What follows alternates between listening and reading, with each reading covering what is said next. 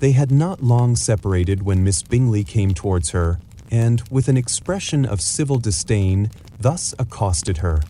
"So, Miss Eliza, I hear you are quite delighted with George Wickham? Your sister has been talking to me about him, and asking me 1,000 questions, and I find that the young man forgot to tell you, among his other communications, that he was the son of old Wickham, the late Mr. Darcy's steward. Let me recommend you, however, as a friend, not to give implicit confidence to all his assertions, for as to Mr. Darcy's using him ill, it is perfectly false, for, on the contrary, he has been always remarkably kind to him, though George Wickham has treated Mr. Darcy in a most infamous manner. I do not know the particulars, but I know very well that Mr. Darcy is not in the least to blame, that he cannot bear to hear George Wickham mentioned, and that though my brother thought he could not well avoid including him in his invitation to the officers, he was excessively glad to find that he had taken himself out of the way. His coming into the country at all is a most insolent thing indeed, and I wonder how he could presume to do it.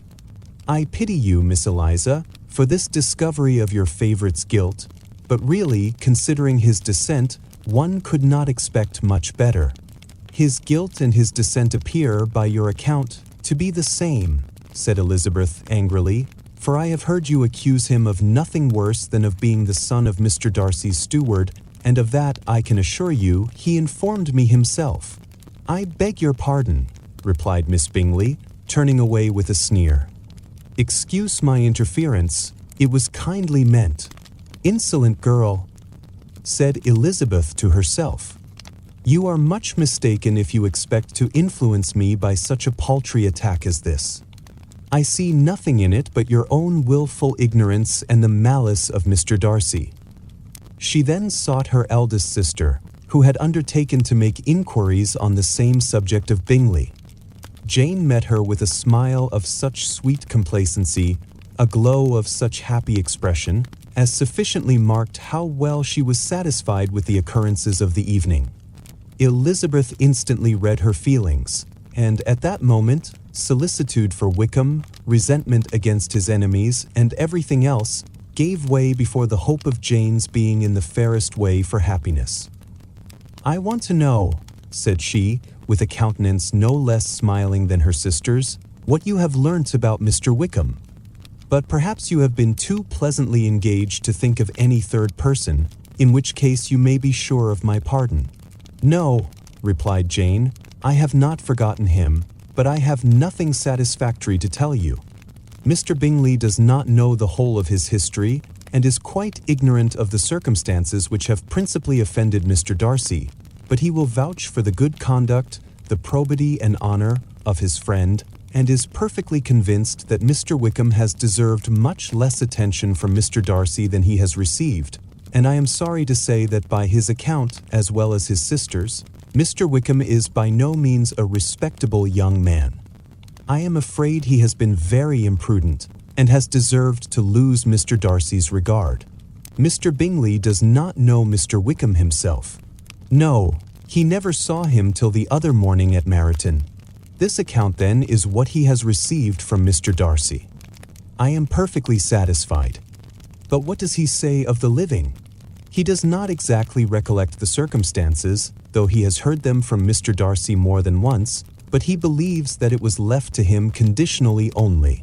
I have not a doubt of Mr. Bingley's sincerity, said Elizabeth warmly, but you must excuse my not being convinced by assurances only. Mr. Bingley's defence of his friend was a very able one, I dare say, but since he is unacquainted with several parts of the story, and has learnt the rest from that friend himself, I shall venture still to think of both gentlemen as I did before. She then changed the discourse to one more gratifying to each, and on which there could be no difference of sentiment. Elizabeth listened with delight to the happy though modest hopes which Jane entertained of Bingley's regard, and said all in her power to heighten her confidence in it. On their being joined by Mr. Bingley himself, Elizabeth withdrew to Miss Lucas, to whose inquiry after the pleasantness of her last partner she had scarcely replied before Mr. Collins came up to them, and told her with great exultation that he had just been so fortunate as to make a most important discovery. "I have found out," said he, "by a singular accident, that there is now in the room a near relation to my patroness. I happened to overhear the gentleman himself mentioning to the young lady who does the honors of this house the names of his cousin Miss de Bourgh and of her mother, Lady Catherine. How wonderfully these sort of things occur! I am most thankful that the discovery is made in time for me to pay my respects to him, which I am now going to do, and trust he will excuse my not having done it before. My total ignorance of the connection must plead my apology. You are not going to introduce yourself to Mr. Darcy? Indeed I am. I shall entreat his pardon for not having done it earlier. I believe him to be Lady Catherine's nephew. It will be in my power to assure him that her ladyship was quite well yesterday se'night." Elizabeth tried hard to dissuade him from such a scheme, assuring him that Mr. Darcy would consider his addressing him without introduction as an impertinent freedom rather than a compliment to his aunt, that it was not in the least necessary there should be any notice on either side, and that if it were, it must belong to Mr. Darcy, the superior in consequence, to begin the acquaintance. Mr. Collins listened to her with the determined air of following his own inclination, and when she ceased speaking, replied thus: "My dear Miss Elizabeth, I have the highest opinion in the world of your excellent judgment in all matters within the scope of your understanding, but permit me to say that there must be a wide difference between the established forms of ceremony amongst the laity and those which regulate the clergy, for give me leave to observe that I consider the clerical office as equal in point of dignity with the highest rank in the kingdom, provided that a proper humility of behavior is at the same time. You must, therefore, allow me to follow the dictates of my conscience on this occasion, which lead me to perform what I look on as a point of duty. Pardon me for neglecting to profit by your advice, which on every other subject shall be my constant guide, though in the case before us I consider myself more fitted by education and habitual study to decide on what is right than a young lady like yourself." And with a low bow he left her to attack Mr. Darcy, whose reception of his advances she eagerly watched, and whose astonishment at being so addressed was very evident. Her cousin prefaced his speech with a solemn bow, and though she could not hear a word of it, she felt as if hearing it all, and saw in the motion of his lips the words apology, Hunsford, and Lady Catherine de Bourgh. It vexed her to see him expose himself to such a man. Mr. Darcy was eyeing him with unrestrained wonder, and when at last Mr. Collins allowed him to speak, replied with an air of distant civility. Mr. Collins, however, was not discouraged from speaking again, and Mr. Darcy's contempt seemed abundantly increasing with the length of his second speech, and at the end of it he only made him a slight bow, and moved another way. Mr. Collins then returned to Elizabeth. "I have no reason, I assure you," said he, "to be dissatisfied with my reception." Mr. Darcy seemed much pleased with the attention.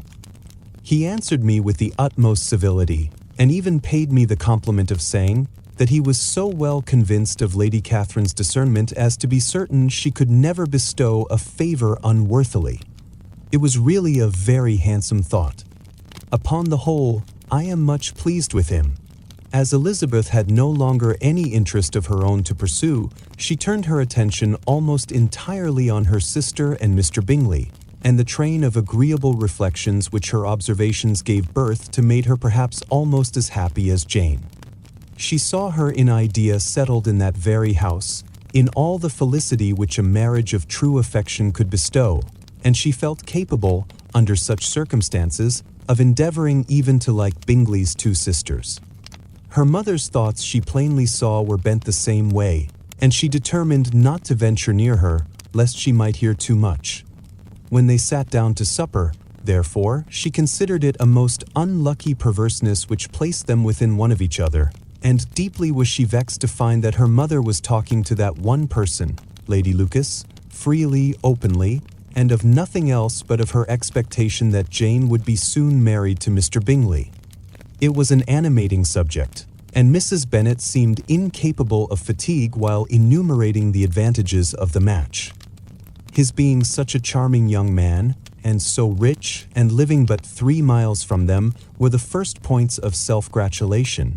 And then it was such a comfort to think how fond the two sisters were of Jane, and to be certain that they must desire the connection as much as she could do. It was, moreover, such a promising thing for her younger daughters, as Jane's marrying so greatly must throw them in the way of other rich men. And lastly, it was so pleasant at her time of life to be able to consign her single daughters to the care of their sister, that she might not be obliged to go into company more than she liked. It was necessary to make this circumstance a matter of pleasure, because on such occasions it is the etiquette, but no one was less likely than Mrs. Bennet to find comfort in staying at home at any period of her life. She concluded with many good wishes that Lady Lucas might soon be equally fortunate, though evidently and triumphantly believing there was no chance of it. In vain did Elizabeth endeavour to check the rapidity of her mother's words, or persuade her to describe her felicity in a less audible whisper, for to her inexpressible vexation she could perceive that the chief of it was overheard by Mr. Darcy, who sat opposite to them. Her mother only scolded her for being nonsensical. "What is Mr. Darcy to me, pray, that I should be afraid of him? I am sure we owe him no such particular civility as to be obliged to say nothing he may not like to hear. For heaven's sake, madam, speak lower. What advantage can it be to you to offend Mr. Darcy? You will never recommend yourself to his friend by so doing." Nothing that she could say, however, had any influence. Her mother would talk of her views in the same intelligible tone. Elizabeth blushed and blushed again with shame and vexation. She could not help frequently glancing her eye at Mr. Darcy, though every glance convinced her of what she dreaded, for though he was not always looking at her mother, she was convinced that his attention was invariably fixed by her. The expression of his face changed gradually from indignant contempt to a composed and steady gravity. At length, however, Mrs. Bennet had no more to say, and Lady Lucas, who had been long yawning at the repetition of delights which she saw no likelihood of sharing, was left to the comforts of cold ham and chicken. Elizabeth now began to revive. But not long was the interval of tranquillity, for when supper was over, singing was talked of, and she had the mortification of seeing Mary, after very little entreaty, preparing to oblige the company. By many significant looks and silent entreaties did she endeavour to prevent such a proof of complaisance, but in vain. Mary would not understand them. Such an opportunity of exhibiting was delightful to her, and she began her song. Elizabeth's eyes were fixed on her with most painful sensations, and she watched her progress through the several stanzas with an impatience which was very ill rewarded at their close. For Mary, on receiving amongst the thanks of the table the hint of a hope that she might be prevailed on to favour them again, after the pause of half a minute began another. Mary's powers were by no means fitted for such a display. Her voice was weak, and her manner affected. Elizabeth was in agonies. She looked at Jane to see how she bore it, but Jane was very composedly talking to Bingley. She looked at his two sisters, and saw them making signs of derision at each other, and at Darcy, who continued, however, impenetrably grave. She looked at her father to entreat his interference, lest Mary should be singing all night. He took the hint, and when Mary had finished her second song, said aloud, "That will do extremely well, child. You have delighted us long enough. Let the other young ladies have time to exhibit." Mary, though pretending not to hear, was somewhat disconcerted, and Elizabeth, sorry for her, and sorry for her father's speech, was afraid her anxiety had done no good. Others of the party were now applied to. "If I," said Mr. Collins, "were so fortunate as to be able to sing, I should have great pleasure, I am sure, in obliging the company with an air, for I consider music as a very innocent diversion, and perfectly compatible with the profession of a clergyman. I do not mean, however, to assert that we can be justified in devoting too much of our time to music, for there are certainly other things to be attended to. The rector of a parish has much to do. In the first place, He must make such an agreement for tithes as may be beneficial to himself and not offensive to his patron. He must write his own sermons, and the time that remains will not be too much for his parish duties and the care and improvement of his dwelling, which he cannot be excused from making as comfortable as possible. And I do not think it of light importance that he should have attentive and conciliatory manners towards everybody, especially towards those to whom he owes his preferment. I cannot acquit him of that duty, nor could I think well of the man who should omit an occasion of testifying his respect towards anybody connected with the family. And with a bow to Mr. Darcy, he concluded his speech, which had been spoken so loud as to be heard by half the room. Many stared, many smiled, but no one looked more amused than Mr. Bennet himself, while his wife seriously commended Mr. Collins for having spoken so sensibly, and observed, in a half-whisper to Lady Lucas, that he was a remarkably clever, good kind of young man. To Elizabeth it appeared that had her family made an agreement to expose themselves as much as they could during the evening, it would have been impossible for them to play their parts with more spirit or finer success, and happy did she think it for Bingley and her sister that some of the exhibition had escaped his notice, and that his feelings were not of a sort to be much distressed by the folly which he must have witnessed. That his two sisters and Mr. Darcy, however, should have such an opportunity of ridiculing her relations was bad enough, and she could not determine whether the silent contempt of the gentlemen or the insolent smiles of the ladies were more intolerable. The rest of the evening brought her little amusement. She was teased by Mr. Collins, who continued most perseveringly by her side, and though he could not prevail with her to dance with him again, put it out of her power to dance with others. In vain did she entreat him to stand up with somebody else, and offered to introduce him to any young lady in the room. He assured her that, as to dancing, he was perfectly indifferent to it, that his chief object was, by delicate attentions, to recommend himself to her, and that he should therefore make a point of remaining close to her the whole evening. There was no arguing upon such a project. She owed her greatest relief to her friend Miss Lucas, who often joined them and good-naturedly engaged Mr. Collins's conversation to herself. She was at least free from the offense of Mr. Darcy's further notice. Though often standing within a very short distance of her, quite disengaged, he never came near enough to speak. She felt it to be the probable consequence of her allusions to Mr. Wickham, and rejoiced in it. The Longbourn party were the last of all the company to depart, and by a maneuver of Mrs. Bennet had to wait for their carriage a quarter of an hour after everybody else was gone, which gave them time to see how heartily they were wished away by some of the family.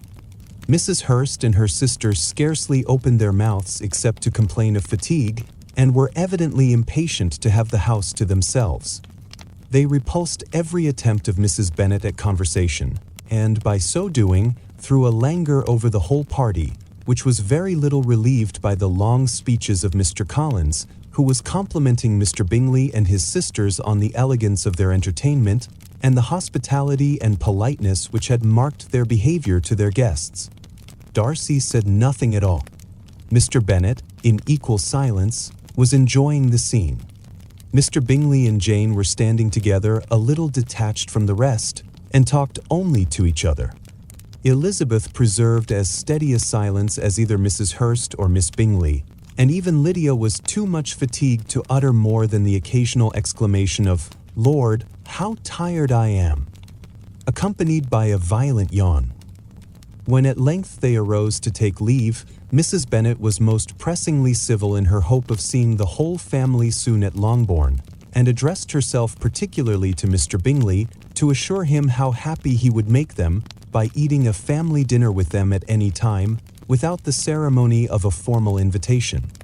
Bingley was all grateful pleasure, and he readily engaged for taking the earliest opportunity of waiting on her after his return from London, whither he was obliged to go the next day for a short time.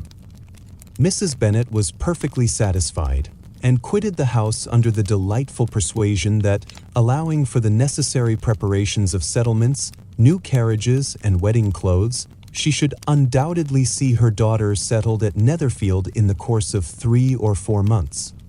Of having another daughter married to Mr. Collins, she thought with equal certainty, and with considerable, though not equal, pleasure. Elizabeth was the least dear to her of all her children, and though the man and the match were quite good enough for her, the worth of each was eclipsed by Mr. Bingley and Netherfield. To assure you in the most animated language. The next day opened a new scene at Longbourn. Mr. Collins made his declaration in form, having resolved to do it without loss of time, as his leave of absence extended only to the following Saturday, and having no feelings of diffidence to make it distressing to himself even at the moment, he set about it in a very orderly manner, with all the observances which he supposed a regular part of the business. On finding Mrs. Bennet, Elizabeth, and one of the younger girls together, soon after breakfast, he addressed the mother in these words: "May I hope, madam, for your interest with your fair daughter Elizabeth, when I solicit for the honor of a private audience with her in the course of this morning?" Before Elizabeth had time for anything but a blush of surprise, Mrs. Bennet instantly answered, "Oh dear! Yes, certainly. I am sure Lizzie will be very happy. I am sure she can have no objection. Come, Kitty, I want you upstairs." And gathering her work together, she was hastening away, when Elizabeth called out, "Dear ma'am, do not go. I beg you will not go. Mr. Collins must excuse me. He can have nothing to say to me that anybody need not hear. I am going away myself." "No, no, nonsense, Lizzie. I desire you will stay where you are." And upon Elizabeth's seeming really, with vexed and embarrassed looks, about to escape, she added, "Lizzie, I insist upon your staying and hearing Mr. Collins." Elizabeth would not oppose such an injunction, and a moment's consideration making her also sensible that it would be wisest to get it over as soon and as quietly as possible, she sat down again and tried to conceal, by incessant employment, the feelings which were divided between distress and diversion. Mrs. Bennet and Kitty walked off, and as soon as they were gone, Mr. Collins began, "Believe me, my dear Miss Elizabeth, that your modesty, so far from doing you any disservice, rather adds to your other perfections. You would have been less amiable in my eyes had there not been this little unwillingness, but allow me to assure you that I have your respected mother's permission for this address. You can hardly doubt the purport of my discourse, however your natural delicacy may lead you to dissemble. My attentions have been too marked to be mistaken. Almost as soon as I entered the house, I singled you out as the companion of my future life. But before I am run away with by my feelings on this subject, perhaps it will be advisable for me to state my reasons for marrying and moreover, for coming into Hertfordshire with the design of selecting a wife, as I certainly did. The idea of Mr. Collins, with all his solemn composure, being run away with by his feelings, made Elizabeth so near laughing that she could not use the short pause he allowed in any attempt to stop him farther, and he continued, "My reasons for marrying are, first, that I think it a right thing for every clergyman in easy circumstances, like myself, to set the example of matrimony in his parish. Secondly, that I am convinced it will add very greatly to my happiness. And thirdly, which perhaps I ought to have mentioned earlier, that it is the particular advice and recommendation of the very noble lady whom I have the honor of calling patroness. Twice has she condescended to give me her opinion, unasked too, on this subject, and it was but the very Saturday night before I left Hunsford, between our pools at quadrille, while Mrs. Jenkinson was arranging Miss de Bourgh's footstool, that she said, 'Mr. Collins, you must marry. A clergyman like you must marry. Choose properly, choose a gentlewoman for my sake and for your own. Let her be an active, useful sort of person, not brought up high, but able to make a small income go a good way. This is my advice. Find such a woman as soon as you can, bring her to Hunsford, and I will visit her. Allow me, by the way, to observe, my fair cousin, that I do not reckon the notice and kindness of Lady Catherine de Bourgh as among the least of the advantages in my power to offer. You will find her manners beyond anything I can describe, and your wit and vivacity, I think, must be acceptable to her, especially when tempered with the silence and respect which her rank will inevitably excite. Thus much for my general intention in favor of matrimony. It remains to be told why my views were directed to Longbourn instead of my own neighborhood, where I assure you there are many amiable young women. But the fact is that being, as I am, to inherit this estate after the death of your honored father, who, however, may live many years longer, I could not satisfy myself without resolving to choose a wife from among his daughters, that the loss to them might be as little as possible when the melancholy event takes place, which, however, as I have already said, may not be for several years. This has been my motive, my fair cousin, and I flatter myself it will not sink me in your esteem. And now nothing remains for me but to assure you in the most animated language of the violence of my affection. To fortune I am perfectly indifferent, and shall make no demand of that nature on your father, since I am well aware that it could not be complied with, and that £1,000 in the 4%, which will not be yours till after your mother's decease, is all that you may ever be entitled to. On that head, therefore, I shall be uniformly silent, and you may assure yourself that no ungenerous reproach shall ever pass my lips when we are married." It was absolutely necessary to interrupt him now. "You are too hasty, sir," she cried. "You forget that I have made no answer. Let me do it without further loss of time. Accept my thanks for the compliment you are paying me. I am very sensible of the honor of your proposals, but it is impossible for me to do otherwise than decline them." "I am not now to learn," replied Mr. Collins, with a formal wave of the hand, "that it is usual with young ladies to reject the addresses of the man whom they secretly mean to accept when he first applies for their favor, and that sometimes the refusal is repeated a second or even a third time. I am, therefore, by no means discouraged by what you have just said, and shall hope to lead you to the altar ere long." "Upon my word, sir," cried Elizabeth, "your hope is rather an extraordinary one after my declaration. I do assure you that I am not one of those young ladies, if such young ladies there are, who are so daring as to risk their happiness on the chance of being asked a second time. I am perfectly serious in my refusal. You could not make me happy, and I am convinced that I am the last woman in the world who would make you so. Nay, were your friend Lady Catherine to know me, I am persuaded she would find me in every respect ill qualified for the situation."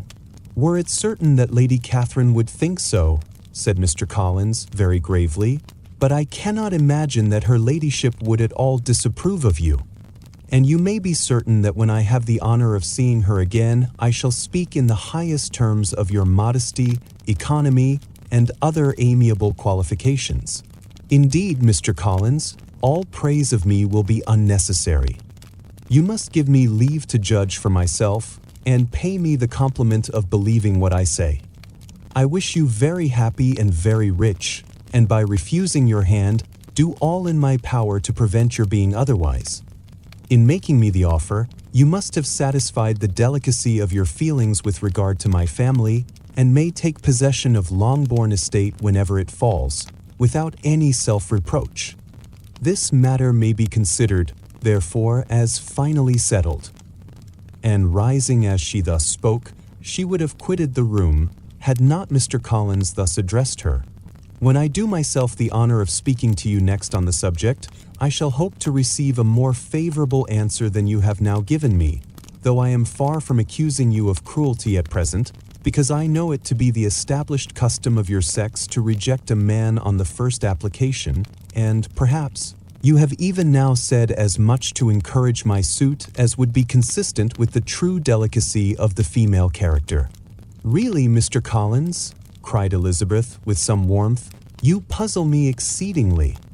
If what I have hitherto said can appear to you in the form of encouragement, I know not how to express my refusal in such a way as may convince you of its being one. You must give me leave to flatter myself, my dear cousin, that your refusal of my addresses are merely words of course. My reasons for believing it are briefly these. It does not appear to me that my hand is unworthy of your acceptance, or that the establishment I can offer would be any other than highly desirable. My situation in life, my connections with the family of de Bourgh, and my relationship to your own are circumstances highly in my favor, and you should take it into further consideration that, in spite of your manifold attractions, it is by no means certain that another offer of marriage may ever be made you.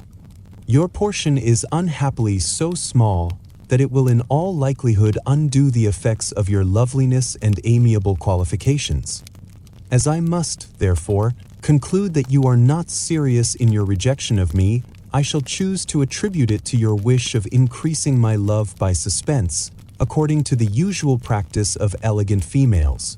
I do assure you, sir, that I have no pretensions whatever to that kind of elegance which consists in tormenting a respectable man. I would rather be paid the compliment of being believed sincere. I thank you again and again for the honor you have done me in your proposals, but to accept them is absolutely impossible. My feelings in every respect forbid it. Can I speak plainer? Do not consider me now as an elegant female intending to plague you, but as a rational creature speaking the truth from her heart.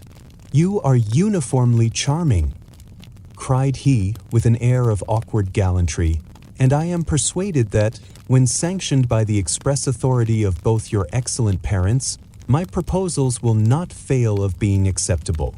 To such perseverance in wilful self-deception Elizabeth would make no reply, and immediately and in silence withdrew, determined that if he persisted in considering her repeated refusals as flattering encouragement, to apply to her father, whose negative might be uttered in such a manner as must be decisive, and whose behavior at least could not be mistaken for the affectation and coquetry of an elegant female. Mr. Collins was not left long to the silent contemplation of his successful love, for Mrs. Bennet, having dawdled about in the vestibule to watch for the end of the conference, no sooner saw Elizabeth open the door and with quick step pass her towards the staircase, than she entered the breakfast-room, and congratulated both him and herself in warm terms on the happy prospect of their nearer connection. Mr. Collins received and returned these felicitations with equal pleasure, and then proceeded to relate the particulars of their interview, with the result of which he trusted he had every reason to be satisfied, since the refusal which his cousin had steadfastly given him would naturally flow from her bashful modesty and the genuine delicacy of her character. This information, however, startled Mrs. Bennet. She would have been glad to be equally satisfied that her daughter had meant to encourage him by protesting against his proposals, but she dared not believe it, and could not help saying so. "But depend upon it, Mr. Collins," she added, "that Lizzie shall be brought to reason. I will speak to her about it myself directly. She is a very headstrong, foolish girl, and does not know her own interest, but I will make her know it." "Pardon me for interrupting you, madam," cried Mr. Collins, "but if she is really headstrong and foolish, I know not whether she would altogether be a very desirable wife to a man in my situation, who naturally looks for happiness in the marriage state. If, therefore, she actually persists in rejecting my suit, perhaps it were better not to force her into accepting me, because, if liable to such defects of temper, she could not contribute much to my felicity." "Sir, you quite misunderstand me," said Mrs. Bennet, alarmed. "Lizzie is only headstrong in such matters as these. In everything else she is as good-natured a girl as ever lived. I will go directly to Mr. Bennet, and we shall very soon settle it with her, I am sure." She would not give him time to reply, but hurrying instantly to her husband, called out, as she entered the library, "Oh, Mr. Bennet, you are wanted immediately. We are all in an uproar. You must come and make Lizzie marry Mr. Collins, for she vows she will not have him, and if you do not make haste he will change his mind and not have her." Mr. Bennet raised his eyes from his book as she entered, and fixed them on her face with a calm unconcern, which was not in the least altered by her communication. "I have not the pleasure of understanding you," said he, when she had finished her speech. "Of what are you talking?" "Of Mr. Collins and Lizzie. Lizzie declares she will not have Mr. Collins, and Mr. Collins begins to say that he will not have Lizzie. And what am I to do on the occasion?" It seems a hopeless business. Speak to Lizzie about it yourself. Tell her that you insist upon her marrying him. Let her be called down. She shall hear my opinion." Mrs. Bennet rang the bell, and Miss Elizabeth was summoned to the library. "Come here, child," cried her father as she appeared. "I have sent for you on an affair of importance. I understand that Mr. Collins has made you an offer of marriage." "Is it true?" Elizabeth replied that it was. "Very well, and this offer of marriage you have refused?" "I have, sir." "Very well. We now come to the point. Your mother insists upon your accepting it. Is it not so, Mrs. Bennet?" "Yes, or I will never see her again. An unhappy alternative is before you, Elizabeth. From this day you must be a stranger to one of your parents. Your mother will never see you again if you do not marry Mr. Collins, and I will never see you again if you do." Elizabeth could not but smile at such a conclusion of such a beginning, but Mrs. Bennet, who had persuaded herself that her husband regarded the affair as she wished, was excessively disappointed. "What do you mean, Mr. Bennet, by talking in this way? You promised me to insist upon her marrying him." "My dear," replied her husband, "I have two small favors to request. First, that you will allow me the free use of my understanding on the present occasion, and, secondly, of my room. I shall be glad to have the library to myself as soon as may be." Not yet, however, in spite of her disappointment in her husband, did Mrs. Bennet give up the point.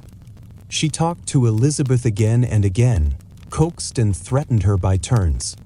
She endeavored to secure Jane in her interest, but Jane, with all possible mildness, declined interfering, and Elizabeth, sometimes with real earnestness, and sometimes with playful gaiety, replied to her attacks. Though her manner varied, however, her determination never did. Mr. Collins, meanwhile, was meditating in solitude on what had passed. He thought too well of himself to comprehend on what motive his cousin could refuse him, and though his pride was hurt, he suffered in no other way. His regard for her was quite imaginary, and the possibility of her deserving her mother's reproach prevented his feeling any regret. While the family were in this confusion, Charlotte Lucas came to spend the day with them. She was met in the vestibule by Lydia, who, flying to her, cried in a half-whisper, "I am glad you are come, for there is such fun here. What do you think has happened this morning? Mr. Collins has made an offer to Lizzie, and she will not have him." They entered the breakfast room. Charlotte had hardly time to answer before they were joined by Kitty, who came to tell the same news, and no sooner had they entered the breakfast room, where Mrs. Bennet was alone, than she likewise began on the subject, calling on Miss Lucas for her compassion, and entreating her to persuade her friend Lizzie to comply with the wishes of her family. "Pray do, my dear Miss Lucas," she added in a melancholy tone, "for nobody is on my side, nobody takes part with me, I am cruelly used, nobody feels for my poor nerves." Charlotte's reply was spared by the entrance of Jane and Elizabeth. "Aye, there she comes," continued Mrs. Bennet, looking as unconcerned as may be, and caring no more for us than if we were at York, provided she can have her own way. "But I tell you what, Miss Lizzie, if you take it into your head to go on refusing every offer of marriage in this way, you will never get a husband at all, and I am sure I do not know who is to maintain you when your father is dead. I shall not be able to keep you, and so I warn you. I have done with you from this very day. I told you in the library, you know, that I should never speak to you again, and you will find me as good as my word. I have no pleasure in talking to undutiful children. Not that I have much pleasure, indeed, in talking to anybody. People who suffer as I do from nervous complaints can have no great inclination for talking. Nobody can tell what I suffer, but it is always so. Those who do not complain are never pitied." Her daughters listened in silence to this effusion, sensible that any attempt to reason with or soothe her would only increase the irritation. She talked on, therefore, without interruption from any of them till they were joined by Mr. Collins, who entered with an air more stately than usual, and on perceiving whom, she said to the girls, "Now, I do insist upon it that you, all of you, hold your tongues and let Mr. Collins and me have a little conversation together." Elizabeth passed quietly out of the room, Jane and Kitty followed, but Lydia stood her ground, determined to hear all she could, and Charlotte, detained first by the civility of Mr. Collins, whose inquiries after herself and all her family were very minute, and then by a little curiosity, satisfied herself with walking to the window and pretending not to hear. In a doleful voice, Mrs. Bennet thus began the projected conversation. "Oh, Mr. Collins, my dear madam," replied he, "let us be forever silent on this point. Far be it from me," he presently continued, in a voice that marked his displeasure, "to resent the behavior of your daughter.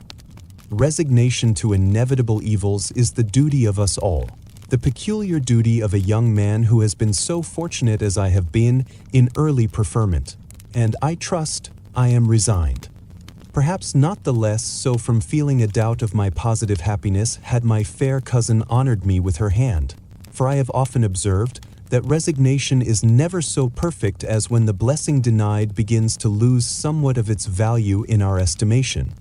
You will not, I hope, consider me as showing any disrespect to your family, my dear madam, by thus withdrawing my pretensions to your daughter's favor, without having paid yourself and Mr. Bennet the compliment of requesting you to interpose your authority in my behalf. My conduct may, I fear, be objectionable in having accepted my dismission from your daughter's lips instead of your own, but we are all liable to error. I have certainly meant well through the whole affair. My object has been to secure an amiable companion for myself, with due consideration for the advantage of all your family, and if my manner has been at all reprehensible, I here beg leave to apologize."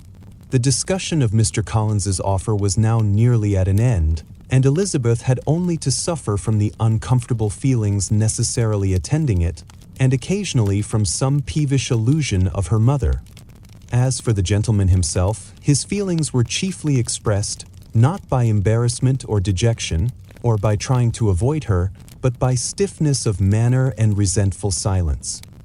He scarcely ever spoke to her, and the assiduous attentions which he had been so sensible of himself were transferred for the rest of the day to Miss Lucas, whose civility in listening to him was a seasonable relief to them all, and especially to her friend. The morrow produced no abatement of Mrs. Bennet's ill humor or ill health. Mr. Collins was also in the same state of angry pride. Elizabeth had hoped that his resentment might shorten his visit, but his plan did not appear in the least affected by it. He was always to have gone on Saturday, and to Saturday he still meant to stay. After breakfast, the girls walked to Meryton to inquire if Mr. Wickham were returned and to lament over his absence from the Netherfield ball. He joined them on their entering the town and attended them to their aunt's, where his regret and vexation and the concern of everybody were well talked over. To Elizabeth, however, he voluntarily acknowledged that the necessity of his absence had been self-imposed. "I found," said he, as the time drew near, "that I had better not meet Mr. Darcy, that to be in the same room, the same party with him for so many hours together, might be more than I could bear, and that scenes might arise unpleasant to more than myself." She highly approved his forbearance, and they had leisure for a full discussion of it, and for all the commendations which they civilly bestowed on each other, as Wickham and another officer walked back with them to Longbourn, and during the walk he particularly attended to her. His accompanying them was a double advantage. She felt all the compliment it offered to herself, and it was most acceptable as an occasion of introducing him to her father and mother. Walked back with them. Soon after their return, a letter was delivered to Miss Bennet. It came from Netherfield and was opened immediately. The envelope contained a sheet of elegant little hot-pressed paper, well covered with a lady's fair, flowing hand, and Elizabeth saw her sister's countenance change as she read it, and saw her dwelling intently on some particular passages. Jane recollected herself soon, and putting the letter away, tried to join, with her usual cheerfulness, in the general conversation, but Elizabeth felt an anxiety on the subject which drew off her attention even from Wickham, and no sooner had he and his companion taken leave than a glance from Jane invited her to follow her upstairs. When they had gained their own room, Jane, taking out her letter, said, "This is from Caroline Bingley. What it contains has surprised me a good deal. The whole party have left Netherfield by this time and are on their way to town, and without any intention of coming back again. You shall hear what she says." She then read the first sentence aloud, which comprised the information of their having just resolved to follow their brother to town directly, and of their meaning to dine that day in Grosvenor Street, where Mr. Hurst had a house. The next was in these words: "I do not pretend to regret anything I shall leave in Hertfordshire except your society, my dearest friend, but we will hope, at some future period, to enjoy many returns of that delightful intercourse we have known, and in the meanwhile may lessen the pain of separation by a very frequent and most unreserved correspondence. I depend on you for that." To these high-flown expressions Elizabeth listened with all the insensibility of distrust, and though the suddenness of their removal surprised her, she saw nothing in it really to lament. It was not to be supposed that their absence from Netherfield would prevent Mr. Bingley's being there, and as to the loss of their society, she was persuaded that Jane must soon cease to regard it in the enjoyment of his. "It is unlucky," said she after a short pause, "that you should not be able to see your friends before they leave the country. But may we not hope that the period of future happiness, to which Miss Bingley looks forward, may arrive earlier than she is aware, and that the delightful intercourse you have known as friends will be renewed with yet greater satisfaction as sisters? Mr. Bingley will not be detained in London by them. Caroline decidedly says that none of the party will return into Hertfordshire this winter. I will read it to you. When my brother left us yesterday, he imagined that the business which took him to London might be concluded in 3 or 4 days, but as we are certain it cannot be so, and at the same time convinced that when Charles gets to town he will be in no hurry to leave it again, we have determined on following him thither, that he may not be obliged to spend his vacant hours in a comfortless hotel. Many of my acquaintance are already there for the winter. I wish I could hear that you, my dearest friend, had any intention of making one in the crowd, but of that I despair. I sincerely hope your Christmas in Hertfordshire may abound in the gaieties which that season generally brings, and that your beaux will be so numerous as to prevent your feeling the loss of the 3 of whom we shall deprive you. It is evident by this," added Jane, "that he comes back no more this winter. It is only evident that Miss Bingley does not mean he should. Why will you think so? It must be his own doing, he is his own master. But you do not know all. I will read you the passage which particularly hurts me. I will have no reserves from you. Mr. Darcy is impatient to see his sister, and to confess the truth, we are scarcely less eager to meet her again. I really do not think Georgiana Darcy has her equal for beauty, elegance, and accomplishments, and the affection she inspires in Louisa and myself is heightened into something still more interesting from the hope we dare to entertain of her being hereafter our sister. I do not know whether I ever before mentioned to you my feelings on this subject, but I will not leave the country without confiding them, and I trust you will not esteem them unreasonable. My brother admires her greatly already. He will have frequent opportunity now of seeing her on the most intimate footing. Her relations all wish the connection as much as his own, and a sister's partiality is not misleading me, I think, when I call Charles most capable of engaging any woman's heart. With all these circumstances to favor an attachment, and nothing to prevent it, am I wrong, my dearest Jane, in indulging the hope of an event which will secure the happiness of so many? What think you of this sentence, my dear Lizzie? Said Jane as she finished it. Is it not clear enough?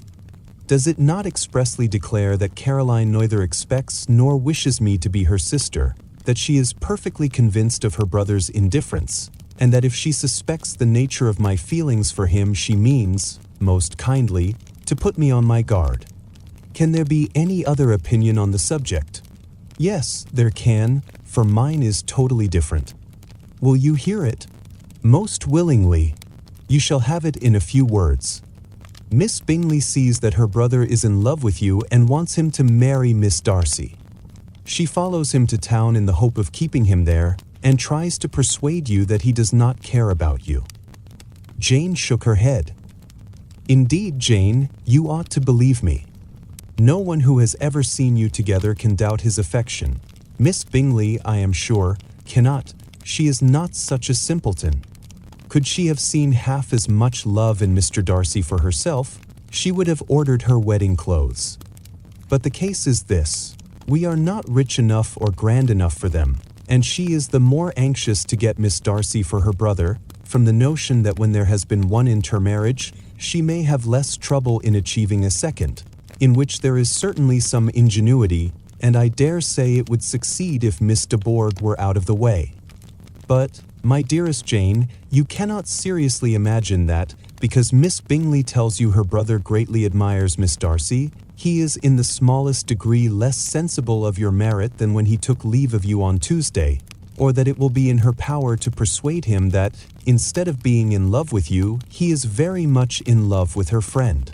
If we thought alike of Miss Bingley, replied Jane, your representation of all this might make me quite easy. But I know the foundation is unjust. Caroline is incapable of willfully deceiving anyone, and all that I can hope in this case is that she is deceived herself. That is right. You could not have started a more happy idea, since you will not take comfort in mine. Believe her to be deceived by all means. You have now done your duty by her, and must fret no longer. But, my dear sister, can I be happy, even supposing the best, in accepting a man whose sisters and friends are all wishing him to marry elsewhere? You must decide for yourself, said Elizabeth, and if, upon mature deliberation, you find that the misery of disobliging his two sisters is more than equivalent to the happiness of being his wife, I advise you, by all means, to refuse him. How can you talk so? Said Jane, faintly smiling. You must know that, though I should be exceedingly grieved at their disapprobation, I could not hesitate. I did not think you would, and that being the case, I cannot consider your situation with much compassion. But if he returns no more this winter, my choice will never be required. 1,000 things may arise in 6 months. The idea of his returning no more Elizabeth treated with the utmost contempt. It appeared to her merely the suggestion of Caroline's interested wishes, and she could not for a moment suppose that those wishes, however openly or artfully spoken, could influence a young man so totally independent of everyone. She represented to her sister, as forcibly as possible, what she felt on the subject, and had soon the pleasure of seeing its happy effect. Jane's temper was not desponding, and she was gradually led to hope, though the diffidence of affection sometimes overcame the hope, that Bingley would return to Netherfield and answer every wish of her heart. They agreed that Mrs. Bennet should only hear of the departure of the family without being alarmed on the score of the gentleman's conduct, but even this partial communication gave her a great deal of concern, and she bewailed it as exceedingly unlucky that the ladies should happen to go away just as they were all getting so intimate together. After lamenting it, however, at some length, she had the consolation of thinking that Mr. Bingley would be soon down again, and soon dining at Longbourn, and the conclusion of all was the comfortable declaration that, though he had been invited only to a family dinner, she would take care to have 2 full courses. The Bennets were engaged to dine with the Lucases, and again, during the chief of the day, was Miss Lucas so kind as to listen to Mr. Collins. Elizabeth took an opportunity of thanking her. "It keeps him in good humor," said she, "and I am more obliged to you than I can express." Charlotte assured her friend of her satisfaction in being useful, and that it amply repaid her for the little sacrifice of her time. This was very amiable, but Charlotte's kindness extended farther than Elizabeth had any conception of. Its object was nothing less than to secure her from any return of Mr. Collins's addresses by engaging them towards herself. Such was Miss Lucas's scheme, and appearances were so favorable that when they parted at night, she would have felt almost sure of success if he had not been to leave Hertfordshire so very soon. But here she did injustice to the fire and independence of his character, for it led him to escape out of Longbourn House the next morning with admirable slyness, and hasten to Lucas Lodge to throw himself at her feet. He was anxious to avoid the notice of his cousins, from a conviction that, if they saw him depart, they could not fail to conjecture his design, and he was not willing to have the attempt known till its success could be known likewise, for, though feeling almost secure, and with reason, for Charlotte had been tolerably encouraging, he was comparatively diffident since the adventure of Wednesday. His reception, however, was of the most flattering kind. Miss Lucas perceived him from an upper window as he walked towards the house, and instantly set out to meet him accidentally in the lane. But little had she dared to hope that so much love and eloquence awaited her there. In as short a time as Mr. Collins's long speeches would allow, everything was settled between them to the satisfaction of both, and as they entered the house, he earnestly entreated her to name the day that was to make him the happiest of men, and though such a solicitation must be waived for the present, the lady felt no inclination to trifle with his happiness.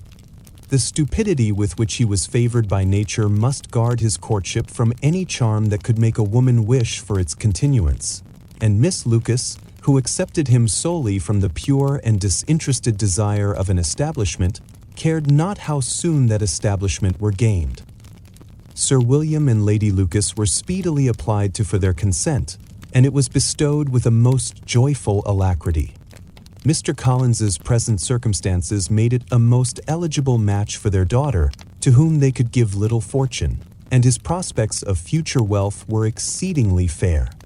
Lady Lucas began directly to calculate, with more interest than the matter had Eve. So much love and eloquence. Excited before, how many years longer Mr. Bennet was likely to live, and Sir William gave it as his decided opinion that whenever Mr. Collins should be in possession of the Longbourn estate, it would be highly expedient that both he and his wife should make their appearance at St. James's. The whole family, in short, were properly overjoyed on the occasion. The younger girls formed hopes of coming out a year or two sooner than they might otherwise have done, and the boys were relieved from their apprehension of Charlotte's dying an old maid. Charlotte herself was tolerably composed. She had gained her point, and had time to consider of it. Her reflections were in general satisfactory. Mr. Collins, to be sure, was neither sensible nor agreeable. His society was irksome, and his attachment to her must be imaginary. But still he would be her husband.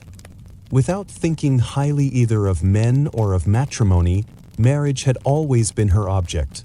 It was the only honorable provision for well-educated young women of small fortune, and, however uncertain of giving happiness, must be their pleasantest preservative from want. This preservative she had now obtained, and at the age of 27, without having ever been handsome, she felt all the good luck of it. The least agreeable circumstance in the business was the surprise it must occasion to Elizabeth Bennet, whose friendship she valued beyond that of any other person. Elizabeth would wonder, and probably would blame her, and though her resolution was not to be shaken, her feelings must be hurt by such a disapprobation. She resolved to give her the information herself, and therefore charged Mr. Collins, when he returned to Longbourn to dinner, to drop no hint of what had passed before any of the family. A promise of secrecy was of course very dutifully given, but it could not be kept without difficulty, for the curiosity excited by his long absence burst forth in such very direct questions on his return as required some ingenuity to evade, and he was at the same time exercising great self-denial, for he was longing to publish his prosperous love. As he was to begin his journey too early on the morrow to see any of the family, the ceremony of leave-taking was performed when the ladies moved for the night, and Mrs. Bennet, with great politeness and cordiality, said how happy they should be to see him at Longbourn again, whenever his other engagements might allow him to visit them. "My dear madam," he replied, "this invitation is particularly gratifying, because it is what I have been hoping to receive, and you may be very certain that I shall avail myself of it as soon as possible." They were all astonished, and Mr. Bennet, who could by no means wish for so speedy a return, immediately said, "But is there not danger of Lady Catherine's disapprobation here, my good sir? You had better neglect your relations than run the risk of offending your patroness." "My dear sir," replied Mr. Collins, "I am particularly obliged to you for this friendly caution, and you may depend upon my not taking so material a step without her ladyship's concurrence. You cannot be too much on your guard. Risk anything rather than her displeasure, and if you find it likely to be raised by your coming to us again, which I should think exceedingly probable, stay quietly at home, and be satisfied that we shall take no offense. Believe me, my dear sir, my gratitude is warmly excited by such affectionate attention, and depend upon it, you will speedily receive from me a letter of thanks for this as well as for every other mark of your regard during my stay in Hertfordshire. As for my fair cousins, though my absence may not be long enough to render it necessary, I shall now take the liberty of wishing them health and happiness, not excepting my cousin Elizabeth." With proper civilities, the ladies then withdrew, all of them equally surprised to find that he meditated a quick return. Mrs. Bennet wished to understand by it that he thought of paying his addresses to one of her younger girls, and Mary might have been prevailed on to accept him. She rated his abilities much higher than any of the others. There was a solidity in his reflections which often struck her, and though by no means so clever as herself, she thought that, if encouraged to read and improve himself by such an example as hers, he might become a very agreeable companion. But on the following morning every hope of this kind was done away. Miss Lucas called soon after breakfast, and in a private conference with Elizabeth related the event of the day before.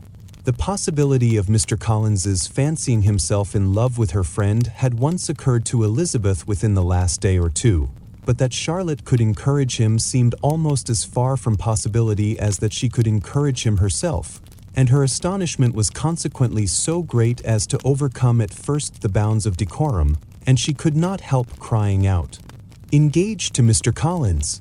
My dear Charlotte, impossible!"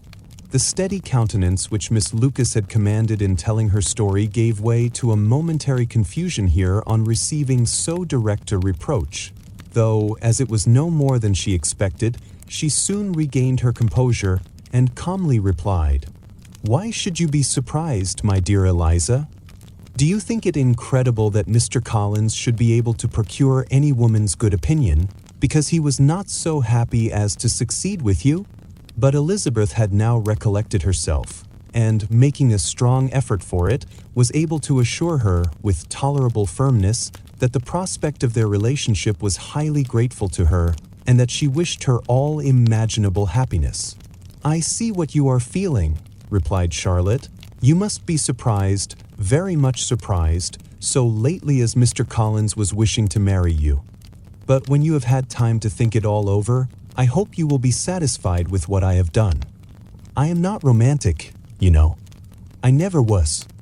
I ask only a comfortable home, and considering Mr. Collins's character, connections, and situation in life, I am convinced that my chance of happiness with him is as fair as most people can boast on entering the marriage state."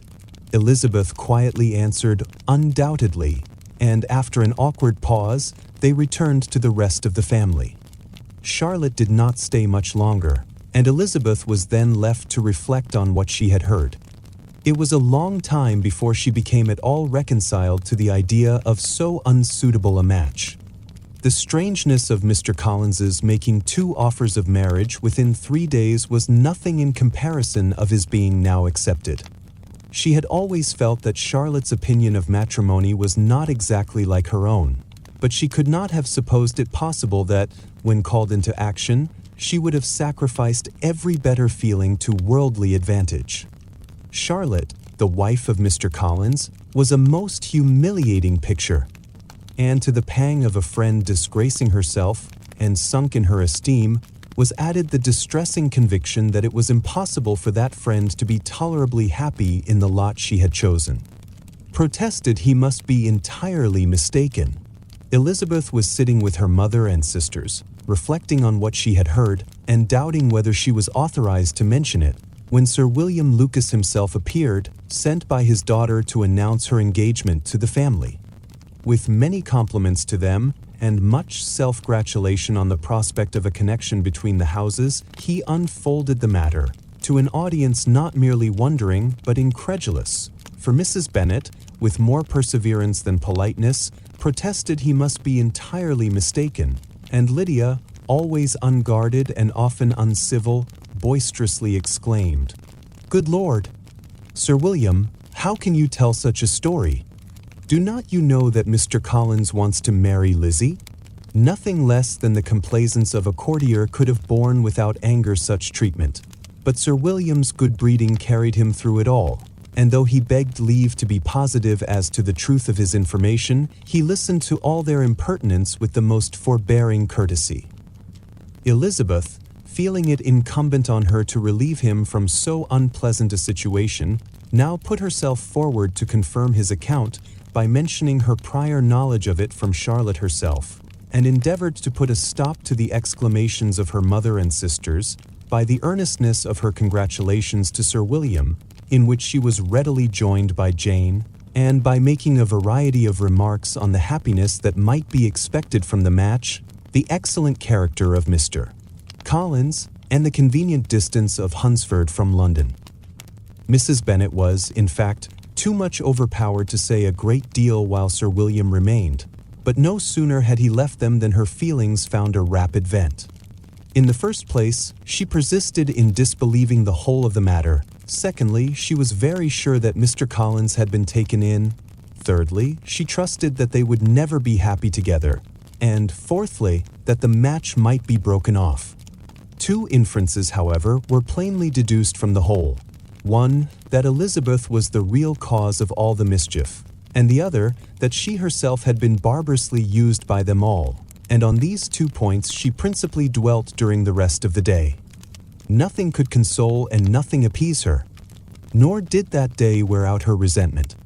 A week elapsed before she could see Elizabeth without scolding her. A month passed away before she could speak to Sir William or Lady Lucas without being rude, and many months were gone before she could at all forgive their daughter. Mr. Bennet's emotions were much more tranquil on the occasion, and such as he did experience he pronounced to be of a most agreeable sort, for it gratified him, he said, to discover that Charlotte Lucas, whom he had been used to think tolerably sensible, was as foolish as his wife, and more foolish than his daughter. Jane confessed herself a little surprised at the match, but she said less of her astonishment than of her earnest desire for their happiness, nor could Elizabeth persuade her to consider it as improbable. Kitty and Lydia were far from envying Miss Lucas, for Mr. Collins was only a clergyman, and it affected them in no other way than as a piece of news to spread at Meryton. Lady Lucas could not be insensible of triumph on being able to retort on Mrs. Bennet the comfort of having a daughter well married, and she called at Longbourn rather oftener than usual to say how happy she was, though Mrs. Bennet's sour looks and ill-natured remarks might have been enough to drive happiness away. Between Elizabeth and Charlotte there was a restraint which kept them mutually silent on the subject, and Elizabeth felt persuaded that no real confidence could ever subsist between them again. Her disappointment in Charlotte made her turn with fonder regard to her sister, of whose rectitude and delicacy she was sure her opinion could never be shaken, and for whose happiness she grew daily more anxious, as Bingley had now been gone a week, and nothing was heard of his return. Jane had sent Caroline an early answer to her letter, and was counting the days till she might reasonably hope to hear again. The promised letter of thanks from Mr. Collins arrived on Tuesday, addressed to their father, and written with all the solemnity of gratitude which a 12-month's abode in the family might have prompted. After discharging his conscience on that head, he proceeded to inform them, with many rapturous expressions, of his happiness in having obtained the affection of their amiable neighbor, Miss Lucas, and then explained that it was merely with the view of enjoying her society that he had been so ready to close with their kind wish of seeing him again at Longbourn, whither he hoped to be able to return on Monday fortnight. For Lady Catherine, he added, so heartily approved his marriage that she wished it to take place as soon as possible, which he trusted would be an unanswerable argument with his amiable Charlotte to name an early day for making him the happiest of men. Mr. Collins's return into Hertfordshire was no longer a matter of pleasure to Mrs. Bennet. On the contrary, she was as much disposed to complain of it as her husband. It was very strange that he should come to Longbourn instead of to Lucas Lodge. It was also very inconvenient and exceedingly troublesome. She hated having visitors in the house while her health was so indifferent, and lovers were of all people the most disagreeable. Such were the gentle murmurs of Mrs. Bennet, and they gave way only to the greater distress of Mr. Bingley's continued absence. Neither Jane nor Elizabeth were comfortable on this subject. Day after day passed away without bringing any other tidings of him than the report which shortly prevailed in Meryton of his coming no more to Netherfield the whole winter, a report which highly incensed Mrs. Bennet, and which she never failed to contradict as a most scandalous falsehood. Even Elizabeth began to fear not that Bingley was indifferent, but that his sisters would be successful in keeping him away. Unwilling as she was to admit an idea so destructive to Jane's happiness and so dishonorable to the stability of her lover, she could not prevent its frequently recurring. The united efforts of his two unfeeling sisters and of his overpowering friend, assisted by the attractions of Miss Darcy and the amusements of London, might be too much, she feared, for the strength of his attachment. As for Jane, her anxiety under this suspense was, of course, more painful than Elizabeth's, but whatever she felt she was desirous of concealing, and between herself and Elizabeth, therefore, the subject was never alluded to.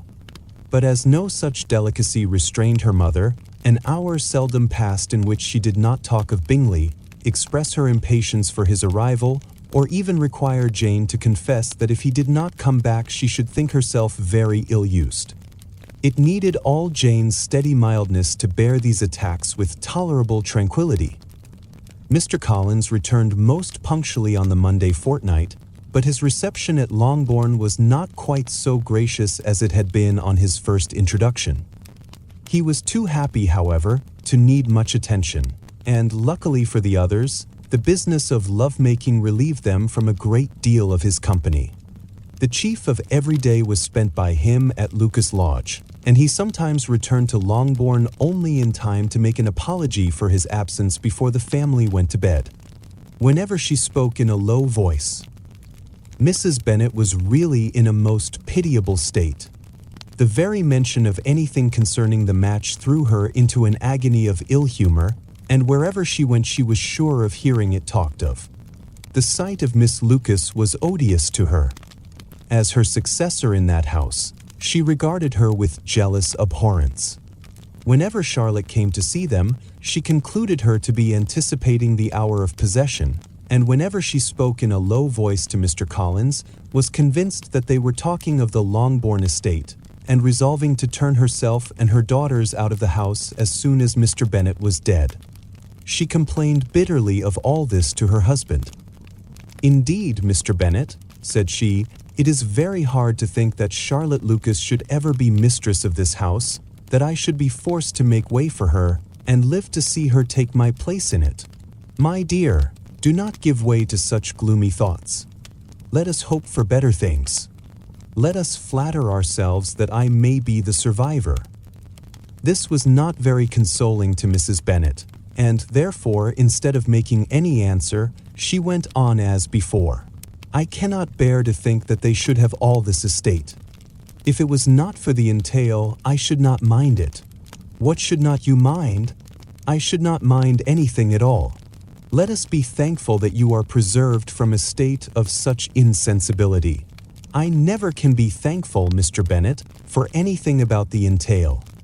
How anyone could have the conscience to entail away an estate from one's own daughters I cannot understand, and all for the sake of Mr. Collins too. Why should he have it more than anybody else? I leave it to yourself to determine," said Mr. Bennet. Miss Bingley's letter arrived, and put an end to doubt. The very first sentence conveyed the assurance of their being all settled in London for the winter, and concluded with her brother's regret at not having had time to pay his respects to his friends in Hertfordshire before he left the country.